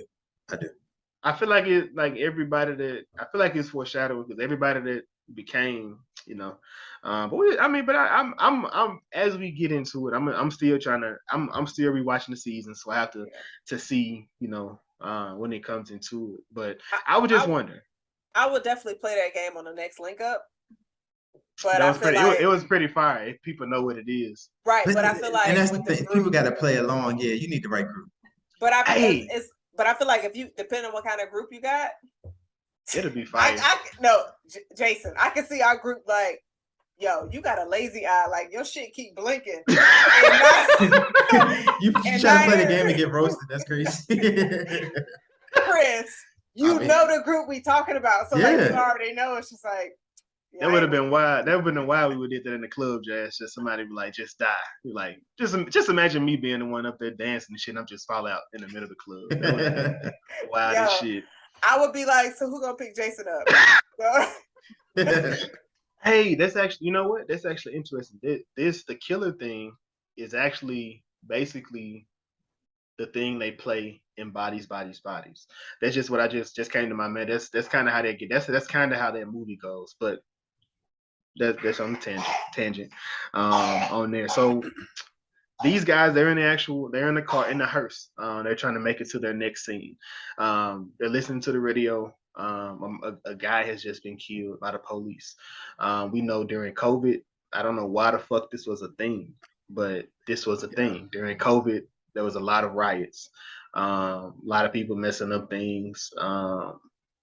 But, from what it came out, it was really a lot of white people that was just going out there fucking shit up, and then blaming the people that's releasing their pain. They just out. We were just out in the streets walking, marching, just looking for rights.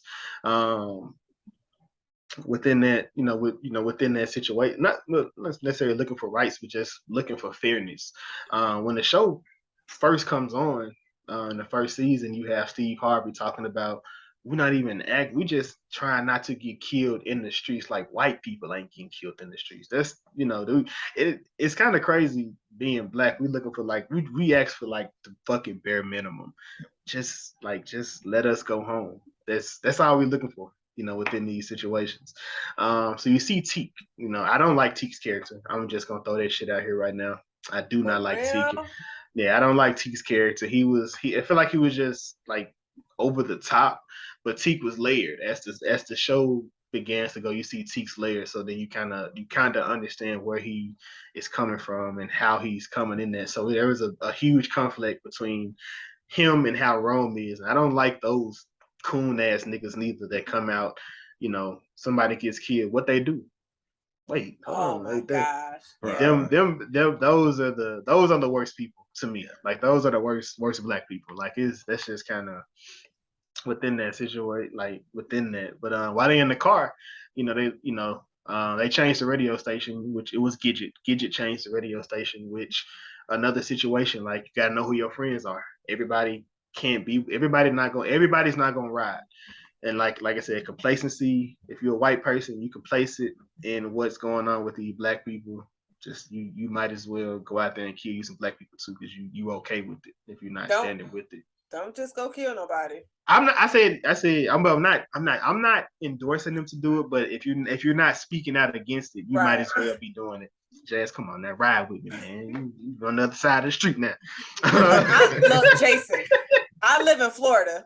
Don't act like bruh, you know the motherfuckers around me crazy. Like, yeah, trust me, I already know. But she changed the radio, but they run across the one Never Scared. Never Scared. One of his songs made it to the radio, and they like, bro, that's Never Scared on the radio. So they really hit him up. You know, he was like, bro, you need to come on the scene. We see, you know, we got Meg's on the show because Never Scared's in the room. And somebody walks up, you know, it's Meg's voice, we can hear it. And he like, I need you to jump on the feature, and you know, voted like shit.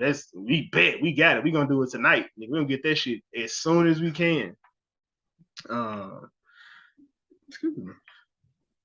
Hold on. Murda was pretty much against it because he was just like, nah, like I'm not trying to be on it. Like I don't know whose song it is. Yeah, and he's just like, shit, nigga, it don't matter. You can be on the radio. Yeah, he's like, exactly. That's that ego shit that plays out, and you see that machismo type thing in rap a lot. A lot of guys like you have to be able to put yourself out there, be willing to work with the people. And like I said, Never Scared was somebody familiar. He didn't want to not work with him anyway. That was his whole stance in the first season. So like him riding with Never Scared would have been a dope thing, which I'm glad he did. You know, he linked back up with him. So later that night, you know, they make it back to the actual hotel. And you know, the beef between Teak and Rome begins to escalate, and then Gidget, you know, she speaks on a situation she shouldn't be speaking on, and Teak, he snaps, breaks the table, he runs out. You know, Keyshawn is crying, she's upset, super upset within this situation. Rome like, we need to fire him. And then we go, you know, we get into an interesting scene. So we you know, so Chris, Chris, I'm gonna ask you. Oh, you giving this to me? Oh. I'm just gonna ask this. How did this scene make you feel? I'm gonna set the scene for you. You know, Murda's in the bathroom trying to cut a track. You know, he's trying to do it a certain way, which, you know, super dope. Got the acoustics. Y'all almost sound alike. Y'all, you know, as far as with the sound, like, you know, in the bathroom. You know, listen, man, I'm settled into the crib, so that's why you may hear a little echo. Air horn.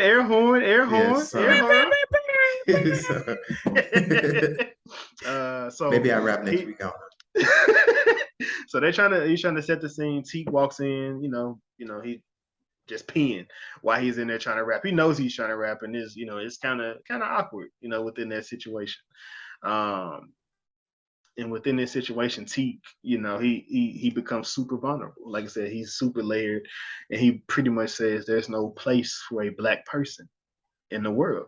You know, smart nigga, dumb nigga, rich nigga, poor nigga. There is no spot for a black man, because you're gonna get killed no matter what or where you are. But we kind of get into a scene that had the internet in an uproar. Chris, what did you think about this scene? So I want to make it to episode 24. But I thought it was. We're gonna get there. Okay, yeah. So just trying to watch my words.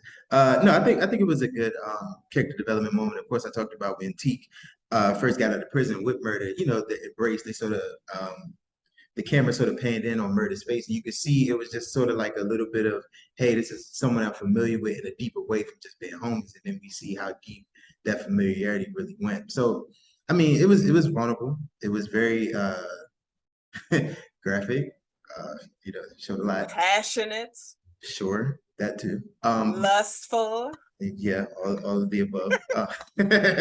But you know, it just took a different level to Teak's character, because like you just said with Jason, the way he went off, around Keyshawn, and of course, how she reacted. We'll get into her reasons for reacting like that later. But of course, we see that side of him, and then we see the opposite side, the layer, more vulnerable side. We talked about Keyshawn, and we talked about Murda. Them two having that relationship together, where they're able to be vulnerable and really, do that. Teak, you could tell that's not something he's used to. And not only, you have just like the whole, the macho thing, but being vulnerable like that. But then of course his sexuality comes into play as well. So it's very layered. That's why I was sort of surprised when you said you didn't really like his character. I understand where he's coming from, but I thought his character was really it was very real wit. It was I opened up to him as it began to go, like the the Teak episode, which we're not gonna even discuss. We're not even discuss this on here. You got to come back next week to get that one, baby. But like that episode, I'm looking for his work now. I think me and Jazz was like looking at some shit he was doing. Like the dude is fucking talented. Like so talented. Super talented. Jazz, I want to actually pass it to you. Within this scene here, do you feel like it was misplaced? Do you feel like it was? How did you feel about this scene? With like seeing the connection between him and Murda, like this entire this right here before it escalates, which I got triggered. It does, but I'm just talking about before we get to the escalation. We'll talk about why. So, just making sure I know which scene you're talking about. You're basically talking about. Wait, what scene you talking about? I know you're not talking. We said talking about what Chris talking about. I'm just saying, do you feel like this was misplaced, or was it? I mean, like, what did this? I mean, honestly, with him talking about how it doesn't matter what we do as Black people in this country, we gonna always be seen as Black people first. Absolutely, I thought that scene was so heavy and emotional, because if you go back to 2 years ago of everything that was going on in this country, it was like a different story. And then the fact that we were hearing about Breonna Taylor, Aubrey, and then George Floyd, like back to back to back. And the thing is, these were situations that didn't happen soon as the headline hit it. They were like weeks, months old, but that the authority in that location tried to cover it up as if it wasn't anything serious. So me personally, what was going on through my mind with everything that was going on in my personal life, I'm just sitting here like, we as Black people, it's just still getting murdered in the street, cops, racists.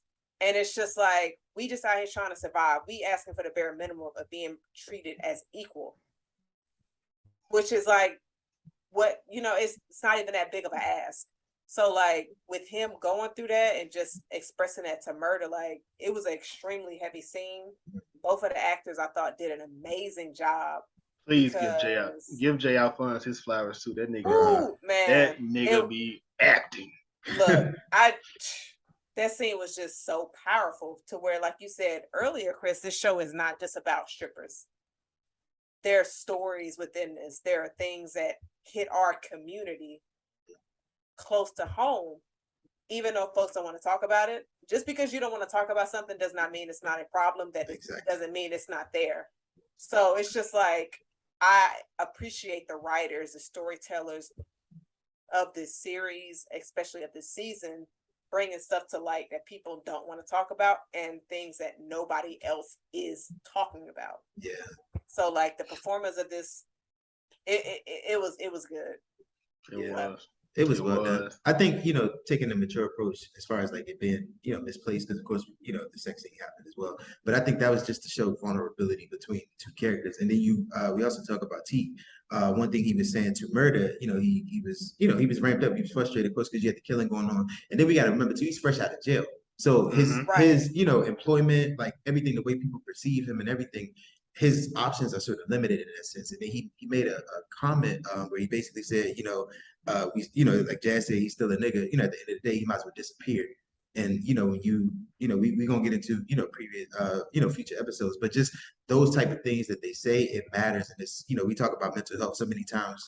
A couple of these TV shows and reviews we've done, and then we see it popping up again with T. So I thought it was just a really well acted scene. It was, but we get to the shits though after this. But hold on, wait, Jason. What? Wait. What? No, but this scene. Go ahead, Jazz. I'm gonna go into it. Like, look, we done got through the mature stuff, all of that, but now we back to the shit. But nah, but hold on, Murda, like. Oh my God. Jazz, please. No. Look at she over here stressing me out. Why? You over here rubbing your neck? Like, cause man, I done been in this situation. Wait. Jazz. We should. I mean, I'm trying to keep going. I'm gonna see where you. I'm trying to see where you at. Keep going. We still on TK Murda, so you got specify. I know it was. That's why I said I want her to keep going because I feel like. Nah, I was just gonna be like, Murda had Teak over here, you know, putting a condom in his mouth, like rolling a condom up on him, like with his mouth. I was like, okay, Teak. Okay, Teak. And then like. Murda had T grabbing them sheets. Yeah. Bars. Give me my bars. No. Yeah, I got you. I got you next week, Jazz. I got you next week. Jazz, was this T grabbing them sheets? Was this reminiscent for you? Look. But hold on, when the camera zoomed in on a fistful of sheets from T. You felt that. You didn't? No, I didn't. I didn't feel it at all. What is happening right now? I'm curious. Like, did somebody have Jazz biting the pillow? I'm trying to see what's going. Man. All right, but after this, what we shit. That's what I'm triggered about. That's more so what I'm triggered about. They wake up. Murda is, he nice ass sleep, got some good ass sleep. He did. This he nigga real refreshed. Teak over here in a whole motherfucking outfit with his postcard. He about to send the Cliff. Oh my God. I know Chris can't relate. Jazz, you know what? You probably can't relate me. But goddamn, I done definitely woke up to my cell phone in somebody else's hands. And they reading to me verbatim what I was telling somebody. And let me just tell you, goddamn it, Murda handled it better than me because I would have ran up out that bitch. Don't tap no. What you running for? Nah. Hey. No, Jason. First off, what I'm gonna do? Hey, I'm gonna be Andre's wife. What are you doing here? That shouldn't even be in your hands. Like, oh, interesting. Where your mask at? Hey, I'm gonna shift the blame. So you go off the phone now? So where's the trust? Oh my God, this happens in this fucking episode as well. Yeah, I thought that's where going. Since we here, man, Andre he has to head back home. He's heading home. Happy black man. Black man don't cheat. He's ready to come tell his wife. He's ready to come tell his wife. He's ready to come tell his wife he's going to run for the mayor of Chucka fucking Lisa. But instead, this brother don't come home to a hot meal, Chris. He don't come home to new video games on the table. However, brother, he comes into the house to his wife, giving mouth to that nigga she said don't worry about. Imagine coming home. I'm killing everybody. Chris, are you fighting a naked man?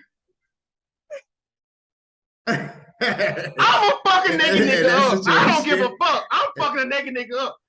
I'm not gonna. If he put me in the headlock, no, I'm gonna kill him. Because I swear to God. Yeah, this is it. Jason is mad right there. It's right there. Like, bro, get your shit off my face, brother. Just got Jason deep, boy. Jason's like, you dick on my cheek. You dick on my cheek. Then they got a dick on my face. I'm gonna kill him. Brittany got it down too, cause bitch, it's your fault. You got it down too. I'm talking. We in the middle of a show talking about domestic violence. I'm talking about killing a woman. Look, allegedly, we in the house. That's wild, bro. That's wild. Okay, so my take is this. Andre he been checked out. he wasn't in love with Brittany, right? It sucks that this is the way that he got out, but he got out nonetheless. Like, I'm sure there was a better way. But it was a horrible way to catch, like you said. He wasn't supposed to be back for a week, and that's what she riding off. She should have been like Derek and put some trackers on his phone. And don't get me wrong, Brittany was still wrong. So let's not. I ain't capable for her. She was wrong. She was trash for doing that. So let's. Jazz, would you agree? oh, I'm not gonna sit up here and defend Brittany, but Okay. I'm gonna say this, sis. You was sucking his dick that hard to where you didn't hear your alarm chime go off of somebody walking in the house and him saying, "Honey, I'm home." I would have had that dick out my mouth so fast, like, nigga, go in the closet or go under the bed. How would you have taken it out? What you mean, how? Like, how would you take it out? How you would take it out your mouth? But look, if you're doing this kind of cheating, you know how many seconds it take to go from the door to the upstairs bedroom. Since you had a solid 7.5. Not that I know they house, but I'm just going off estimation. Sis, you should have been like, oh, you gotta go. Closet. And just be chilling like, oh, hey, Man, she was in the zone. That's the type. Them the ones.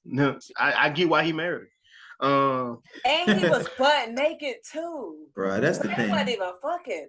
So He was comfortable. Listen, So man. wait. Listen. So man. wait. Y'all be getting butt naked when y'all trying to get head. Jason, go ahead. My mama gonna kill me. No, this is a chat conversation. I ain't gonna drop no names, but so y'all get like full on, like. I mean, I prefer to.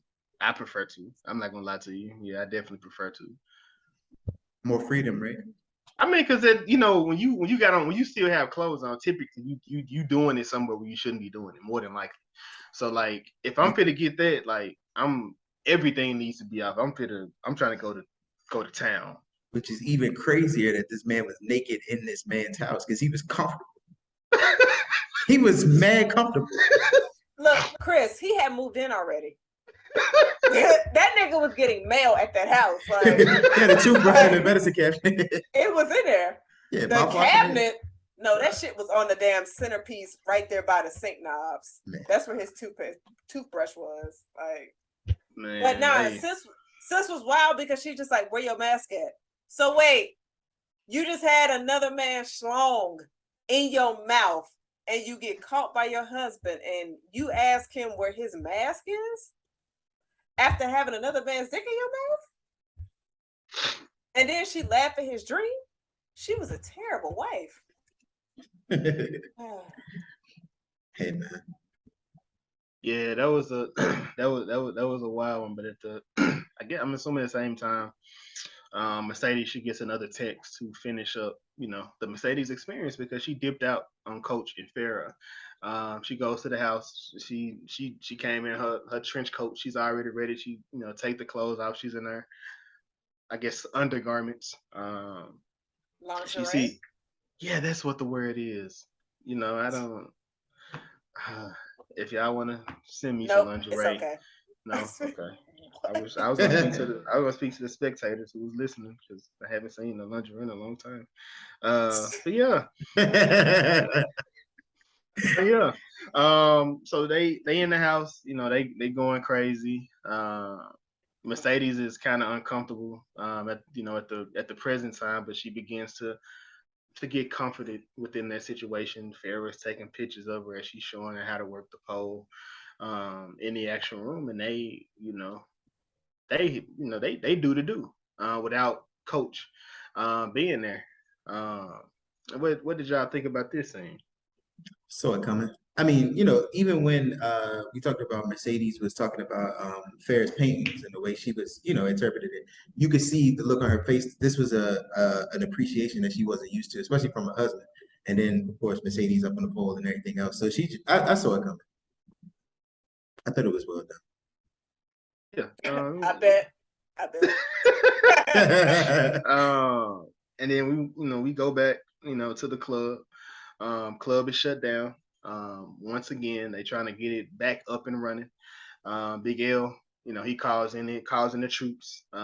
Grandmother, they call now. Cliff, he begins. He said, Cliff says, we got them niggas from Wakanda, and they got the vibranium coming out the truck. That was a nice little Marvel tidbit, within that situation. But they have Toy, being the one who caused the issue. She was actually pretty helpful. She went into the group chat, got everybody to come back, including Diamond, Jazz Bay.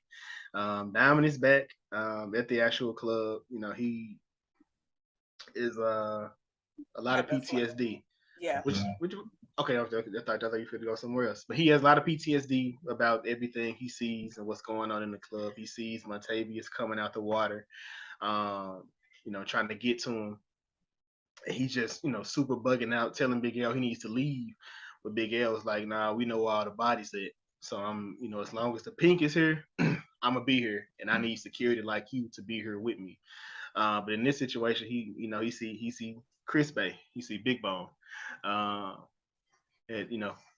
outside, and they chopping it up, conversing, and she gives him a helmet and tells him to get on her motorcycle, and they ride off into the night. And the other part of this is we get the situation as to basically the murder is happening on TV, and then we see Roulette is really like super upset at what's going on. You have the interim mayor speaking out about the situation, but then you have Patrice, the one who just announced she's going to be running. She's speaking out and telling people to be peaceful within the actual situation. Yeah. And even when I saw Patrice, of course, we know how she is as far as, the fake, everything else, everything's a facade. I questioned whether she was actually genuine when she was saying, like, it, she was, hyping it up. But I'm in my back of my mind, I'm like, does she really care at all? Or she just focused only on being the mayor and everything like that. So that was a question I had when I seen that scene. I feel like it was genuineness. Yeah. Like, I feel like it's kind of like a politician. She snaked her way up to where she's gotten to. Yeah. And she's went about shit super dirty, but I like, unlike the other ones, I feel like she does actually care. What you don't think so, Jazz? Hell no. Yeah, I don't even know how nah. y'all would think that. Do you remember what she did to Mercedes last That's season? what I'm saying. It didn't. I said she stole her money and her fucking gym. Like, I was cheering for Mercedes when Mercedes beat her ass. Like, yo, fuck no. No, I definitely didn't agree with how she went about any of that, but it was just that situation. But like I said, Roulette is upset at this actual but then Duffy, he's in the actual building, he's talking to her, and she was like, they always just let y'all off. Whatever y'all do, it doesn't matter what happened, in that situation. And kind of layer her situation, Roulette, which is Gail Bean from Snowfall One, that we know sis can act from left to right. She's killing it as well, and she kind of tells the title of the episode is Demetrius, and that was her brother. He got killed by the police due to a tail light being out. Just a routine stop, but he didn't come home. Within that, that situation. And the episode ends with Andre. He, his whole reason of being in Chuckalisa was to stay till the wheel was red, supposedly. But he really was running around with Batman, aka Autumn, aka Lakeisha Savage Knight, running around out there. Breaker of chains, everything. That's what, all the names. Really, he run around here, but he gets gifted his uncle, his goddaddy's house, which it was super dope. He's in the house. He was reading early in the episode. He was looking at some of the videotapes that he was playing, and he was basically telling them, even if you're black, you can be whatever you want to be. And I want to be able to tell your dad, fuck him for how he treated you and how he did you. And you can be, he said you want to be the president. You can be whatever you want to. You a king. Be sure, you wear your crown. And then he left him in the house and told him, this is where you can lay your crown now. And then within that, he basically chose to go ahead and run for Chuckalissa Mayor. Did y'all have something in this episode that y'all wanted to? Nah, you got All right. So, we go into our final episode, episode 5, The White Knights. This episode probably the heaviest so far, especially the ones that we've talked about. Like I said, within this one, they're telling the black stories. That we need. A lot of people look at these shows as escapism, but Katori Hall kind of said, they weren't trying to do that within the story. They wanted to tell the story the way things are. So in this one, we finally get like a backstory to why Keyshawn is, how Keyshawn is, as well as where Derek comes from as well. But it does open up. They're having a players' ball in Atlanta. Big time strippers, well known strippers in this episode. We got Jessica Dime, Gia Peppers, and of course Jocelyn Hernandez from Love and Hip Hop. She makes an appearance within this one, but they're celebrating Keyshawn for all the work that she's been putting in here recently, especially during quarantine. We get our first flashback. Keyshawn is a cheerleader. Well, she's attempting to be a cheerleader in a small town in Mississippi. What did y'all think about this scene with Keyshawn? We see Gidget is the captain of the team. What did y'all feel about this scene here? I'll let you go, Chris. Yeah, I didn't. So with Keyshawn's whole story, right, and the way that it was set up, the way that they told this story, it was almost like a fairy tale almost, because it was like we got the good, like, oh, here's Derek, and he's like this charming, knight in shining armor type dude. And was this the part where the other girls was, the other guys wasn't feeling her; they was feeling her sister. Did we get to that before the prom? So this is the episode, but at this point, they're doing the cheerleading. The cheerleading. Okay, I remember that part too. And Keyshawn's not that good at it. Yeah. For whatever, I feel like she said she felt like her foot was too big. Yeah, and Derek was, he was being his charming, manipulative self up front. So it was just, the way, I will say that the way that the story was told was well done, because it gave you the fairy tale entrance, into everything. And then we sort of see, how everything played out. So, yeah. Then he had a situation where she falls, she gets hurt, almost like Mercedes, almost, when she falls, and then she has to go to the sideline, and the football player walks up on her. He's talking to how did that scene play out for you, Jazz?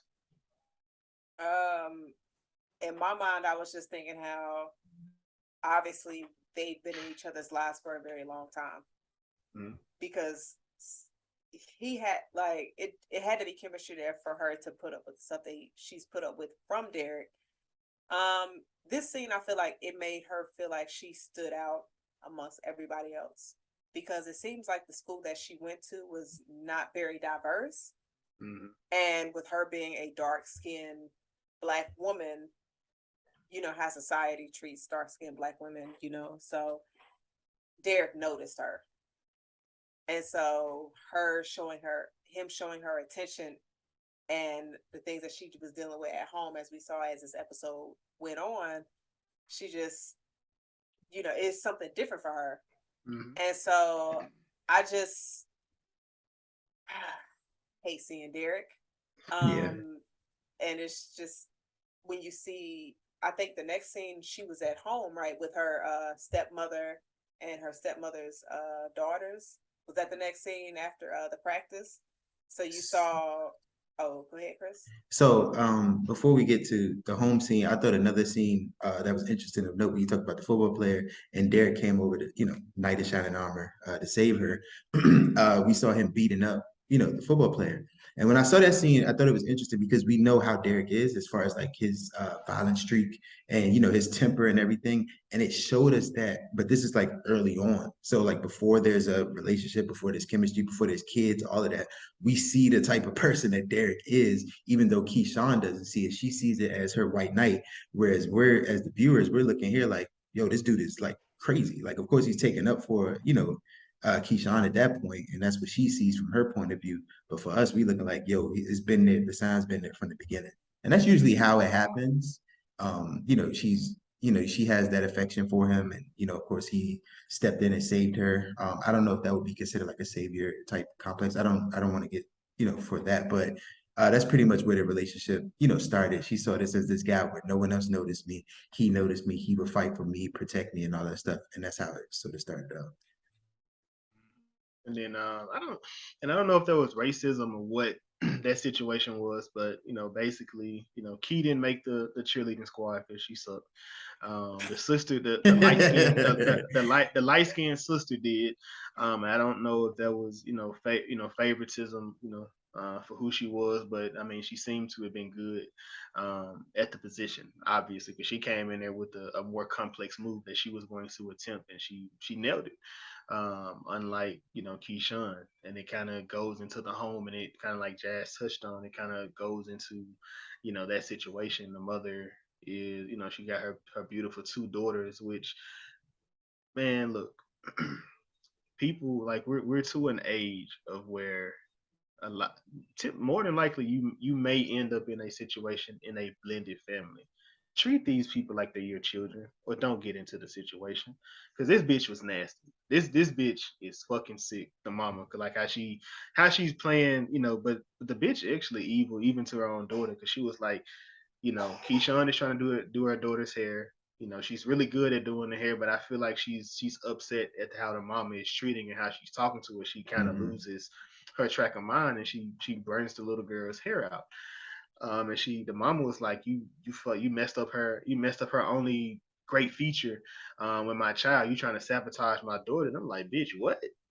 Like, you don't even value your own children that you valuing it to hair. But this is something that I feel like Black women deal with some of their mothers growing up, like within these situations. Like, so I can't really speak to it myself because I didn't have to go through it, but I do hear about different things with mothers and daughters being in the home, and a lot of them really don't have that relationship that they would like to have as time has proceeded. And then they go back into the school. Keyshawn being the dark skinned sister. Nobody's really showing her any kind of love outside of Derek. But then you have the light skinned sister. She's getting all the love. All the brothers are walking up to her, but she is also said to be a hoe, according to her sister. Her name is on the wall on the third floor, on the bathroom. Giving that Gawk 3000 look.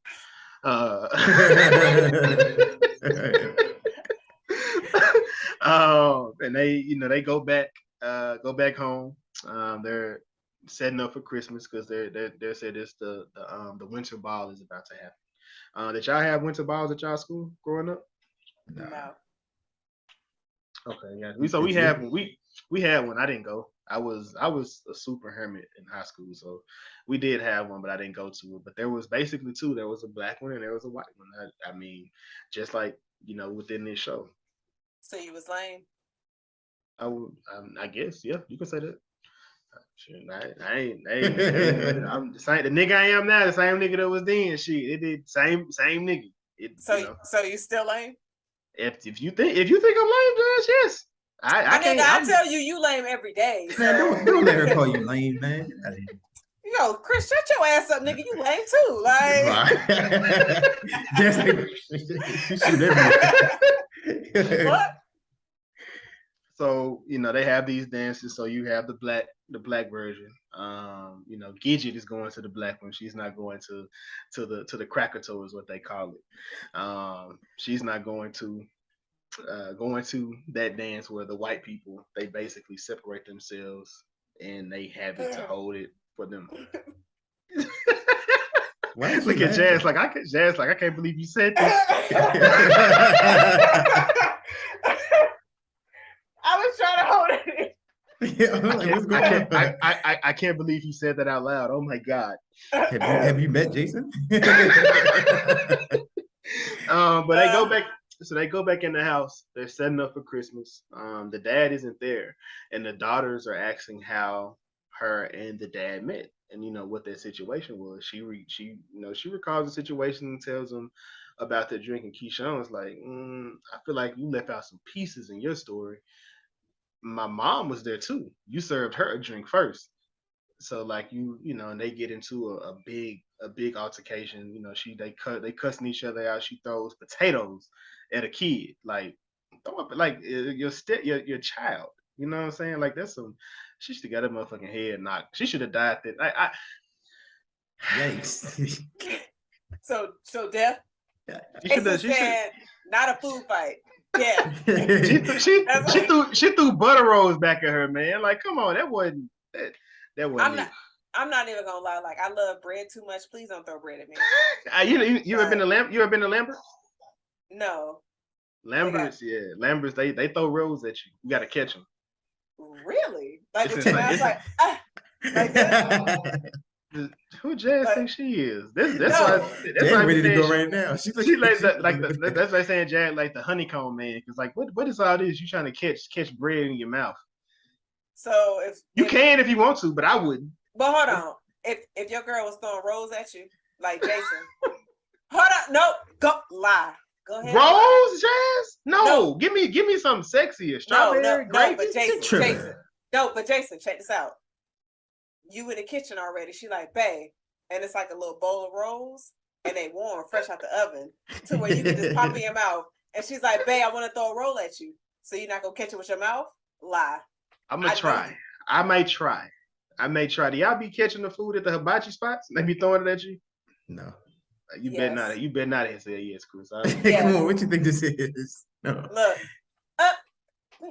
Thank you for that free shrimp. Jazz, where's she a dolphin? Look. Hold on. Chris, you gonna catch the roll with your mouth? You know you are. From Babe. Oh, okay, from yeah. Babe. Yeah, that's fun. I'm not the hibachi guy. I gotta make sure because I don't want no narratives popping up. You got it, clarification. Chris, all the narratives roll through customs anyway. But if the hibachi guy is like throwing shrimp, Chris. Shrimp. He's like, I don't fuck with shrimp. I can eat my own shrimp. Man, look what Jazz want us to do. No, I'm not catching no shrimp for no. I'm just saying. Yeah, I gotta post that clip of the dude in Vegas when the bartender was squirting the liquid. Yeah, he looked crazy. So Jazz, you gotta relax, bro. You gotta relax. I would have been looking at him sideways like, oh, but he probably taking toes in that mouth too. You never know. How did we go from? Weren't we talking about Mercedes? So Keyshawn is the family is getting ready for the actual ball. The sisters are getting ready. Keyshawn is hair not done. She's just eating food. We kind of have a situation. Looks like maybe her father is abusing one of the stepdaughters because they're trying to take a picture. He tells Keyshawn to take it. And the way he grabs her, it makes her look uneasy. So I don't know if the mom knows what's going on or not, but when I saw that scene, I wasn't thinking of abuse. I was thinking of like relations. Is that what you meant? Is that what you meant when you said that, Jason? Okay. Like sexual abuse, yeah. Right, yeah. I was definitely getting the same vibes from that because, as you just mentioned, like her being uncomfortable of like it just. That's your daddy. Like another one of those things where we kind of, we tend to, unfortunately, in Black households, sweep under the rug. We have so many secrets that die with us as opposed to exposing people because of the fear of hurting, what it may happen to the family. But man, we have a lot of unresolved traumas we have to address or that should be addressed, but unfortunately, we don't. And while this is going on, the doorbell rings. This kind of reminds me of Cinderella. I feel like Derek was, the king from Cinderella. Keyshawn is upstairs. This MF is really trying to. Jess, you ever did that before? Like worked out to get in some clothes? You probably can wear the same shit from a long time ago though. Thank you. Yeah, come on, Jason. I mean, you know, I'm not gonna objectify our co-host today. Look, yeah. the ab wheel stays at the end of my bed all the time, so I don't be. Look at what she's sleeping with. This woman here, man. I said the end of the bed, like it's not in the bed, but it's at the bottom of the bed. So like when I wake up. I thought you meant it's in the bed with you, like. Why the fuck would I sleep with an ab wheel, my nigga? I ain't know you might wake up in the middle of the night like, oh my god, and just start doing some ab rolls. No, I'm not. That's crazy. That is crazy. So Keyshawn is upstairs. She's working out to get into a fitted dress. So make sure she got this blue dress on, like I said, looking super like Cinderella-like within this situation, which I feel like that plays out again like at the end of the episode, but we'll get to it. You know, she goes to this dance. We see the montage between her and her dance versus her sisters at their dance. Definitely would have wanted to be at the sisters dance. They was lit. They was having a nice little time at their party. Then at hers, you know, they basically ballroom dancing and shit. You know, Derek mama pulls up, and pulls up on them like, you know, y'all gotta get the fuck up out of here, bro. What you doing? And like, why are you even here? What did y'all think within this scenario, this situation with, you know, her still being there with Derek, you know, in spite of this situation? I think at this point she wasn't going to let nothing separate them. Man, love your daughters, brothers. Love your daughters. But that's what it was. It was neglect because she had from her peers at school, and then of course the way that she was treated from her mom and her sister. That was, the neglect there, or being the outsider. I guess you could say the Cinderella effect, if you want to call it that. And then here comes Derek, old nice guy, coming to pick you up and show you off at the ball, and he's already protected her and everything. So she took comfort in that, and he knew that. As a master manipulator does, he took advantage of it. All right, so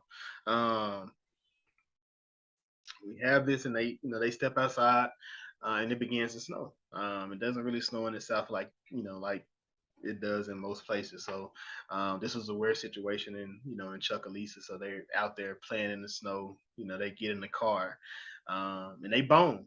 That's the first time I've ever heard Jason say that. So they get it off. They get it off, and Keyshawn makes it home. She's late for the curfew, but she was not as late as the sisters. The stepmom, she's crying, sitting on the couch. Like, I'm not sure what she's really crying about. They didn't really go into that situation, which is why I kind of was wondering if she knew whatever her husband was doing to her daughter. And she kind of pretty much tells her, relationships are hard. You have really situations. It looks like everything you had on was fitted, so he really cares about you. So just take care of that situation there, and it kind of take us back into present day. Keyshawn and the gang are getting ready to go to Jocelyn's room. Jocelyn is talking to Keyshawn, and she tells her, they'll forever think you a hoe. But like Cardi B said, even though you a hoe, you will never be cold. Within that situation. So just you're beating the odds. You're taking care of the actual odds. And what y'all think about when they make it back to Rome's hotel room? I was gonna ask y'all about that quote. Have Okay, y'all ever known any cold hoes? Yeah, I know a lot of cold hoes. They be out in Memphis. Somewhere in Memphis, it's called Lamar Avenue. That's where they be at. They be cold as hell. So that means hoes do get cold? So in certain situations, she was the hoe that beat that. She was one of the hoes that beat it. Not there's exceptional hoes, and there's hoes that don't meet the exception too. So there's some cold hoes out here. There's levels to the hoe. Levels to it. I appreciate you, hoe. No, it's levels to the hoe, but hoes are appreciated. Yes. Oh, the duality of man. I don't know nothing about hoes, Support. so You got I to. just So that's why I asked you how did y'all feel about sex work? Support the sex worker. no. I don't transactional support it, but I'm in. I'm not supporting nothing, but or I'm not financially supporting nothing, but I'm not judging. That's me. That's And they kind of go back into they go back into the room. They getting ready to go to Jocelyn's hotel room, link up with her, see what she got going on. But Rome pretty much says this is just for her. It's not for the guys. They got to figure out something else. And T gets pissed off, within that situation. And, you kind of had a little funny dialogue between Mississippi and Woden. And she was like, are these niggas fucking? And Woden was like, yeah, I think these niggas fucking. He was like, he said, that nigga, I don't know what's wrong. Murda was like, I don't know what's wrong with that nigga. He was like, maybe go get him a bitch. I don't know. So Woden be he tries to de-escalate as much or as best as he can. So he's trying to hold it down as much as he can. But, Teak, like I said, Teak is still a firecracker, but then Rome is kind of playing him to the left at the same time. So I get where, all this conflict is gonna run to. So in this time we kind of go into, I guess, the trauma of the actual episode. We have the situation with Keyshawn she is pregnant. We're going back to the flashback. Keyshawn is pregnant. She's at home. And she has an expensive taste. She has a super bougie, fairy, this fairy tale life is now she's back into reality. Jazz, you want to go into this one here with Derek and Keyshawn opening up baby clothes on the couch? No. Out of everything, I'm just like, they said, don't pass it to me. Yeah. So, well, Chris.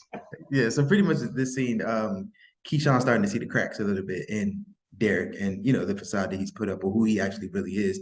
Of course, Derek's family doesn't accept Keyshawn because they're white. She's not.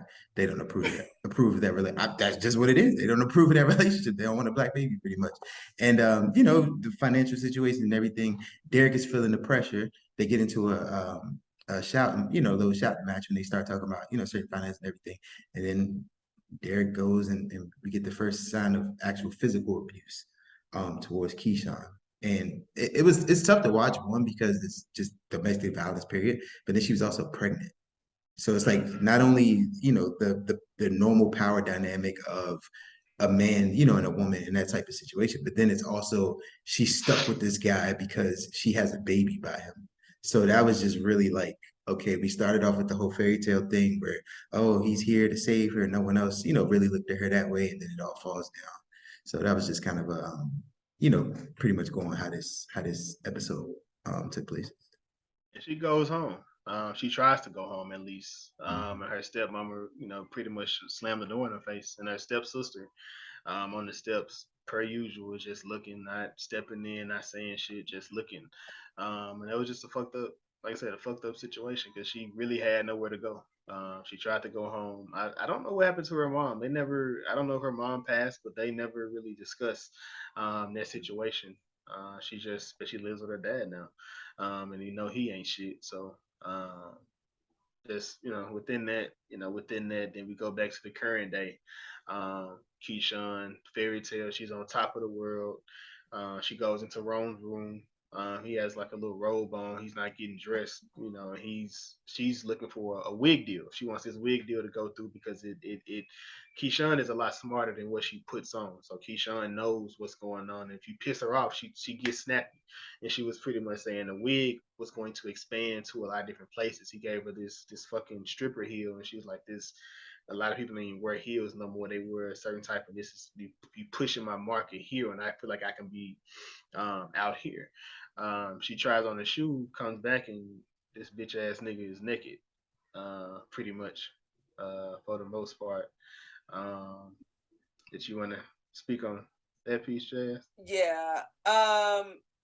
This shit, and it's unfortunate because I feel like ever since he tried to get entwined with Mississippi, he always gave off that energy. And it's one of the things to where sometimes you just gotta watch folks like that.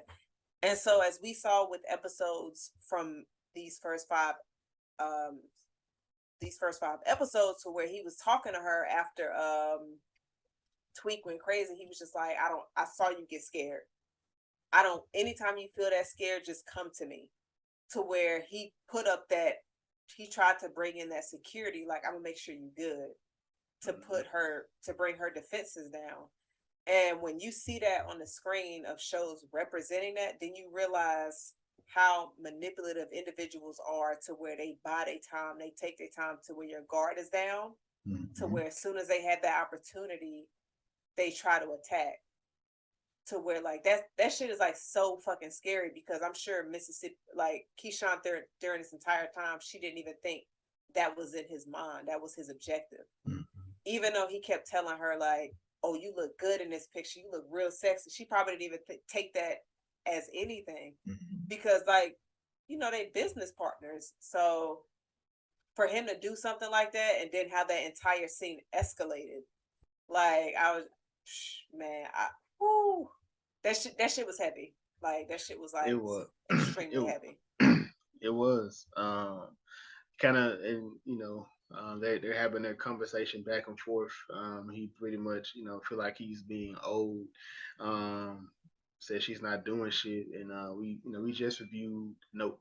And it was kind of like, it was a nice little tidbit when she was talking to him, and she basically said that she's a spectacle. When she's on stage, you know, the people, she's the one that's in control. She runs the room. She makes you feel like you're in control, but she's the one that's making you do everything you do. And you know, he was basically saying, you ain't shit. You're not a princess. You know, within that situation, and that's when, you know, she's running out the room and she loses that glass heel. She loses that heel, which is that Cinderella story unfolding or unraveling, basically, with her running. And you know, she runs to Wody. She runs to Wody to be the one, well, not to more so help her, but he, you know, that's also what she felt like she was comfortable at, with Wody and them, within that situation. Uh, and it goes, you know, she pretty much ends the tour. She ends everything, and she went back home. Everybody goes back home. She goes home to Derek, back to her babies. She was happy to see them, but her son kids kept on crying, take him to the doctor, and now we dealing with child abuse. So Derek is just every offense this guy is meeting them. In this situation, and she, you know, she comes back home and she, you know, basically like, you know, you can do whatever you want to me, but they're my babies. These are our babies, and I'm done. And they, you know, a lot of people say when it comes to abuse, you know, when you're in the home is one thing. It's typically when that woman tries to leave the home, she gets killed. So you get, you know, I get where she's coming from within that situation, but it's super graphic, super harsh. I'm just ready for Derek to get his just due, because it hasn't happened. And like I said, I get why it's being played out the way it is, but yeah, I feel like like I said, I get why, but I feel like we can come off of that situation. Yeah. And another thing, even with Derek, talk about, you know, get his just due. It was interesting when you go back to the beginning scene when he was beating up the football players. He didn't have any like punishment ramifications at all, which you look into the racial aspect of the whole dynamic between him and Keyshawn. He got off scot-free. And then even as their relationship, you know, developed with the kids and everything, and he's abusing her all this time, there's no ramifications of it. Like he's still, you know, continuing to do the same thing. He still has that control. And I thought it was interesting too how this episode was how the episode played out, where you had the flashback scenes with Derek and how the power dynamic grew between them. Same thing with Rome, but that was sort of grown throughout the season, where, you know, even when they was in the hotel room, he was saying all this stuff like, you know, everything I did for you, the money in your pocket, blah, blah, blah. And it was just like, you just doing this to have control over me. You never had my best interest in mind. And that's, you know, speaks, I'm sure Jazz, you know, speaking to what she said earlier, that's what they do in that situation. And it was, and we talked about it earlier with the previous episode, like conversations that need to be had. This stuff happens, and it's sort of like not always talked about in depth, but it's something different when you actually see it played out. And it's just kind of like, dang, like you know what I'm saying? Like it's just like you seeing it play out, and it's just the way that the writers and everyone did it with P-Valley. I thought it was very well done. So just seeing that, it just really hit. Yeah, the writers room was definitely they were bringing it. Like I said, this season has been super heavy, especially within this episode. But it doesn't stop here. But we're not talking about that today. And at least one person get their just due within this season. Wody, the new White Knight, he pulls up to Rome to see what's going on, what's happening, because within that conversation, it's revealed that he has a tape of Lil Murda performing some sexual acts with men. And like I said, this situation, I feel like it came from Pico, because at the tape, when they were in Memphis, he kind of mentioned there's a tape and it's gonna come out, and he, is gonna try to he was gonna try to put that out there to put him down. Yeah. And Wody has always been a rider for Murda, like since the beginning. Like he accepted him for what he was, for how he's been moving, but he was just, the only thing he told him, like, don't fuck with the money. Like, you can do whatever you want to. I don't care. Live your life. The heart. He said, when your heart beats a certain way with another person, they call that love, nigga. Like, stop trying to run from it. You can be you. Just don't fuck up the money for all of us because of what you're doing. Like, if you're gonna do that, cool, do it. But he accepted him, so we need more of that in the Black community as well. Men allowing men to do what they do, if that's what they choose to do. But Wody, he gives him some fentanyl. I don't understand how this works, because Wody hit it first and he didn't die. Do y'all understand? Like Wody hit a different line. But he did it. He hit a different line. So he tricked him. He ganked him in that situation. Yeah, because they was having a conversation, and then I don't know if Rome looked away or something, but he did hit a different line. Yeah, that was some wild shit, man. He slow talking. He was like, he said he said, you ever had somebody walk you to death, like so like he said, he can be the devil, or he can be the angel, but don't forget, the devil did start out as an angel. So yeah, that was a nice. What that just reminded me of? What's that? Black Widow, because she was kind of walked to death. No, all right. Did y'all? Never mind. I'm gonna leave that. Right, Chris. What was you about to say? I mean, she was, because Red Skull kind of walked him to death to get the Soul Stone. True. See, like, true. I think Chris like, yeah, all right. Yo, fuck what Chris gotta say. He gonna forget about this entire conversation in like 2 hours. I ain't gonna forget Black Widow. For 2 hours, I hope I'm asleep. But nah, Black Widow. Yeah. But that's the end. That's the end of P-Valley season 5. Well, not season 2, episode 5. Sorry, I'm all the way over here. But was it good though? How did y'all feel about the first 5? I enjoyed it a lot. Yeah. I wasn't sure how they were going to incorporate COVID, but like I said, a lot of shows that I was watching didn't really incorporate COVID, because one of the shows that I was excited for before this drop was, of course, Insecure. And we see they did a time jump. They was on a Avengers shit. So they was just like, let's go ahead and skip this era. But P-Valley decided to incorporate COVID into season 2. And I thought they did a great job. So I'm gonna say it was good though. Yeah, no, I agree with Jazz with the way that they handle COVID and like how it tied into the storylines. We talked about Mercedes and Diamond, that the whole PYNK situation shutting down because of COVID, and with Lauren, like the toy sneezing in her mouth, all that stuff. So I thought it was well done. And then also some of the subjects that they tackled, as far as like we got into police killings, we got into domestic violence, manipulation, colorism, mental health, critique, all of that. So I thought they did a really good job. So it was definitely good. What do you think, Jason? I agree. I will say the first five for me were a bit slow. Um, I felt like the Mississippi episode was the best of the five. So if I had, I mean, just being totally honest, if I have to do it based on the first five, no, I didn't. Um, just throwing it out there, probably my first no. But I enjoyed the Mississippi episode a lot. Come on. Chris said I'm not having that shit. Wait, hold up. Okay. I gotta get some off my chest right quick. This is a long episode. You mean to tell me this whole episode and you gonna tell us at the end you ain't like it? I didn't. I was saying that when it was going on. It was very slow to me. Like it was it I mean it seemed very slow and I don't know, it was something I didn't like in the beginning, but like the second half of it, perfect. Damn near perfect. For me personally. But the first half, I mean, it was slow. Like it was an enjoyable like, I but it was just like like I was kind of like, man, they got to come with it. They got to eventually. So like, but they were setting up seeds. They set stuff up that actually was addressed throughout the entire from first season one to now to the end of the actual season. That they I mean, a lot of development that was going on. So it was just interesting to see it. But I'm sorry, Chris, to let you down, sir. We've been sitting up here 2 hours. You gonna tell me at the end you ain't like that episode? What am I supposed to say? Nah, I'm supposed to be like, I loved it. It was great.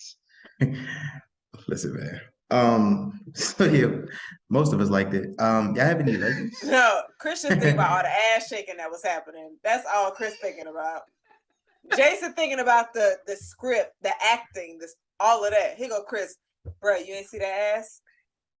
That's what Chris is saying. He thinking about episode 4 and Big Bones on top of the desk. She supposed to be DJing. She up there throwing ass. Hey, get it how you live it. She can't DJ forever. You gotta evolve. So my ledge, I do have a ledge. So this is more so like a Memphis thing. I don't like the whole cost. Like it's a Chuckalisa. There is no such thing as Chuckalisa. Just let me throw it out there first. There is no such thing as Pvalley. There is a Chuckalisa in Memphis, Tennessee. It's like like they call. I don't to get it politically correct. It's an Indian village in Memphis, right outside right outside my home neighborhood. And then you have Pvalley, which was just like basically where you just buy shit. What you buy vagina, buy pussy, buy women. That's where that actually came from as well. So like for what Chris? What Chris? What I'm just waiting for the ledge because you done gave us the whole history of it. I have to. Chris, I have to. Chris, he gave an origin story like crazy. In the beginning, we have in the Bible. In the Bible. But no, seriously. So my ledge is like, I don't know how to do it, and like I said, with it being in Mississippi, it kind of take it out of the Memphis part of it. So it's like they're not really from Memphis, but a lot of the lingo, the way they talk and things like that, it's almost like a cosplay of Memphis. I don't like that, like, because I don't feel like I speak like anybody on this TV show outside of like Rome. So that piece it misses for that for me within the show. But that's Jason, that's you from ledge. Arkansas? I'm not. Nobody that watches this show, whatever, anybody that watches this don't know me from Arkansas. So for everyone who may be new to the podcast, Jason is definitely from Arkansas. Little Rock. So just putting it out there. y'all just gonna throw my location out there like niggas out here just killing people, right? That's crazy. Hey, that's wild. If you wear your mask like you're supposed to, how they gonna know what you? That's crazy. Did y'all have any ledges for this? I did not. Nah, I can't. Of course y'all don't. But yeah, I mean, I actually, unlike some people, we actually like the first 5 episodes. So that's fine. I enjoy the show. I still enjoy the show. I just didn't like the first couple of them. But yeah, that's my ledge. What do you guys' Link of Thrones? There was a lot of great ones. It was. I'm going to go first because I never go first. I am going to say my Link of Thrones is Diamond. of course. He was in the series Harlem that is on Hulu, and his character's name was Ian. He was the love interest of Megan Good's character, Camille. Cool. Link of Thrones. My Link of Thrones is Thomas Jones. He used to play in the NFL. He was a running back. In this TV show, he's main, and he played in Straight Outta Compton. He had a small role, but please watch Straight Outta Compton. Wait, so he was main? Man, look, yeah, that's a good one, Chris. All right, my bad. Go ahead, Jason. Is it? All right, so for me, I'm going to pick Sister Janice. Very small role, but she typically only is around when Patrice is around. But she's in a very dope show I hope we get to is Rap Shit. She's one of the hoes in there, but she's the gospel lady in here, but she a hoe over there with the Duke of Miami. Exactly. I know. I got a lot of great Link of Thrones with this one, so you're gonna be crazy when I throw the next one out. But yeah, that's my Link of Thrones for the week. Okay, I wish I didn't make that face because Jason will be hyping up his Link of Thrones next week. Rap Shit is fire. Shout out to Issa. Yeah, that's a great show. It is. So yeah, P-Valley, season 5. Was it good though? 2 yeses and 1 no. Jason, I don't know where that came from, but he didn't like the first 5 episodes. I liked episode 2. I liked episode 5. I liked it. So you didn't like so you liked 2 out of 5. Mm-hmm. So okay, so that's a no. That's a no. Mm-hmm. Okay, that's a no. Fine. But we did Jurassic World a couple of weeks ago. I enjoyed Jurassic World. So Jason's saying dinosaurs over strippers. I would never say that. That's what it sounded like to me. I mean, if we go back to the pod, but sure, okay. Miss, and also while we hear Miss Katori Hall, I see you do a lot of tweeting after each episode. If you're looking for somebody to do like a companion pod, we here for you. We'll link up with you for season 3, and we'll sit down and watch them with you. I'll watch them with you. We're from the same city, I'll be here. Definitely trying to put that out there. We enjoy P-Valley. We love these characters. Like, I appreciate what you're doing. You're a sister. You telling Black stories the way it need to be told. Back from the home. I'm from home. Jason. He is pandering like bruh, crazy right I'm not now. trying to. This is business. This is just for business. Jason might as well just DM her right now. Yo, I'm going once this drops. I'm definitely gonna DM all of them from there. We're gonna see. Because Mercedes supposedly was a teacher in my school. I didn't have no cute teachers. I had Miss Adams, and she wasn't cute at all. I think she tried to fail me too. So yeah. Well, hopefully Miss Adams doesn't come across this podcast somehow. Yeah, she probably out of here. I ain't gonna lie to you, bro. She was. So yes, this is episode 12 of the Was It Good Though podcast. We do appreciate you guys for coming out and listening to our P-Valley review of episodes 1 through 5. We will be back next week to finish the season up. So please return because we definitely, getting we some got seven. We got some good shots of Diamond coming soon. We was gonna talk more about the 7 pounds of pressure and filling niggas up. That's what we're gonna be talking about next week. Filling niggas up? Oh boy. Episode 12, everyone. Jason, why for that? Like, yeah, I don't. He had a couple of moments, but I was like, wait. Yeah, but so yeah, episode 12. Of course, everyone who follows, listens, likes, subscribes, all that good stuff. We appreciate the love as usual. Everyone who doesn't watch these TV shows but still checks us out every week, thank you. We love you. Was It Good Though podcast? The answer was 2 yeses and Jason no, but that's okay. Episode 12. I had fun. It wasn't as jokey. We went deep, but I feel like it was Jason. Okay. It was balanced. It was nice balance. Okay. Nice balance. Yeah, nice balance. So yeah, of course, next week we're gonna be doing P-Valley season 2, the remaining episodes 6 to 10. Check us out, and of course, please like, comment, subscribe, all that good stuff. We appreciate it. Was it good though? Podcast 12. We out. And I will say we also have bonus episodes dropping that will cover House of Dragons and She-Hulk. Let's go. Jazz excited as fuck. Mad What excited. You think you would think she a Targaryen? Look, She already just told you she had a dragon. You know, she even have a dragon. So burn this motherfucking legs up, and he She be said your rolling around ankles. with you. Like, yeah, like, how did I get a shot? Where did that come from? Chris, we all know you got a chair, so you Nope. can help Jason get a chair. I don't have a chair.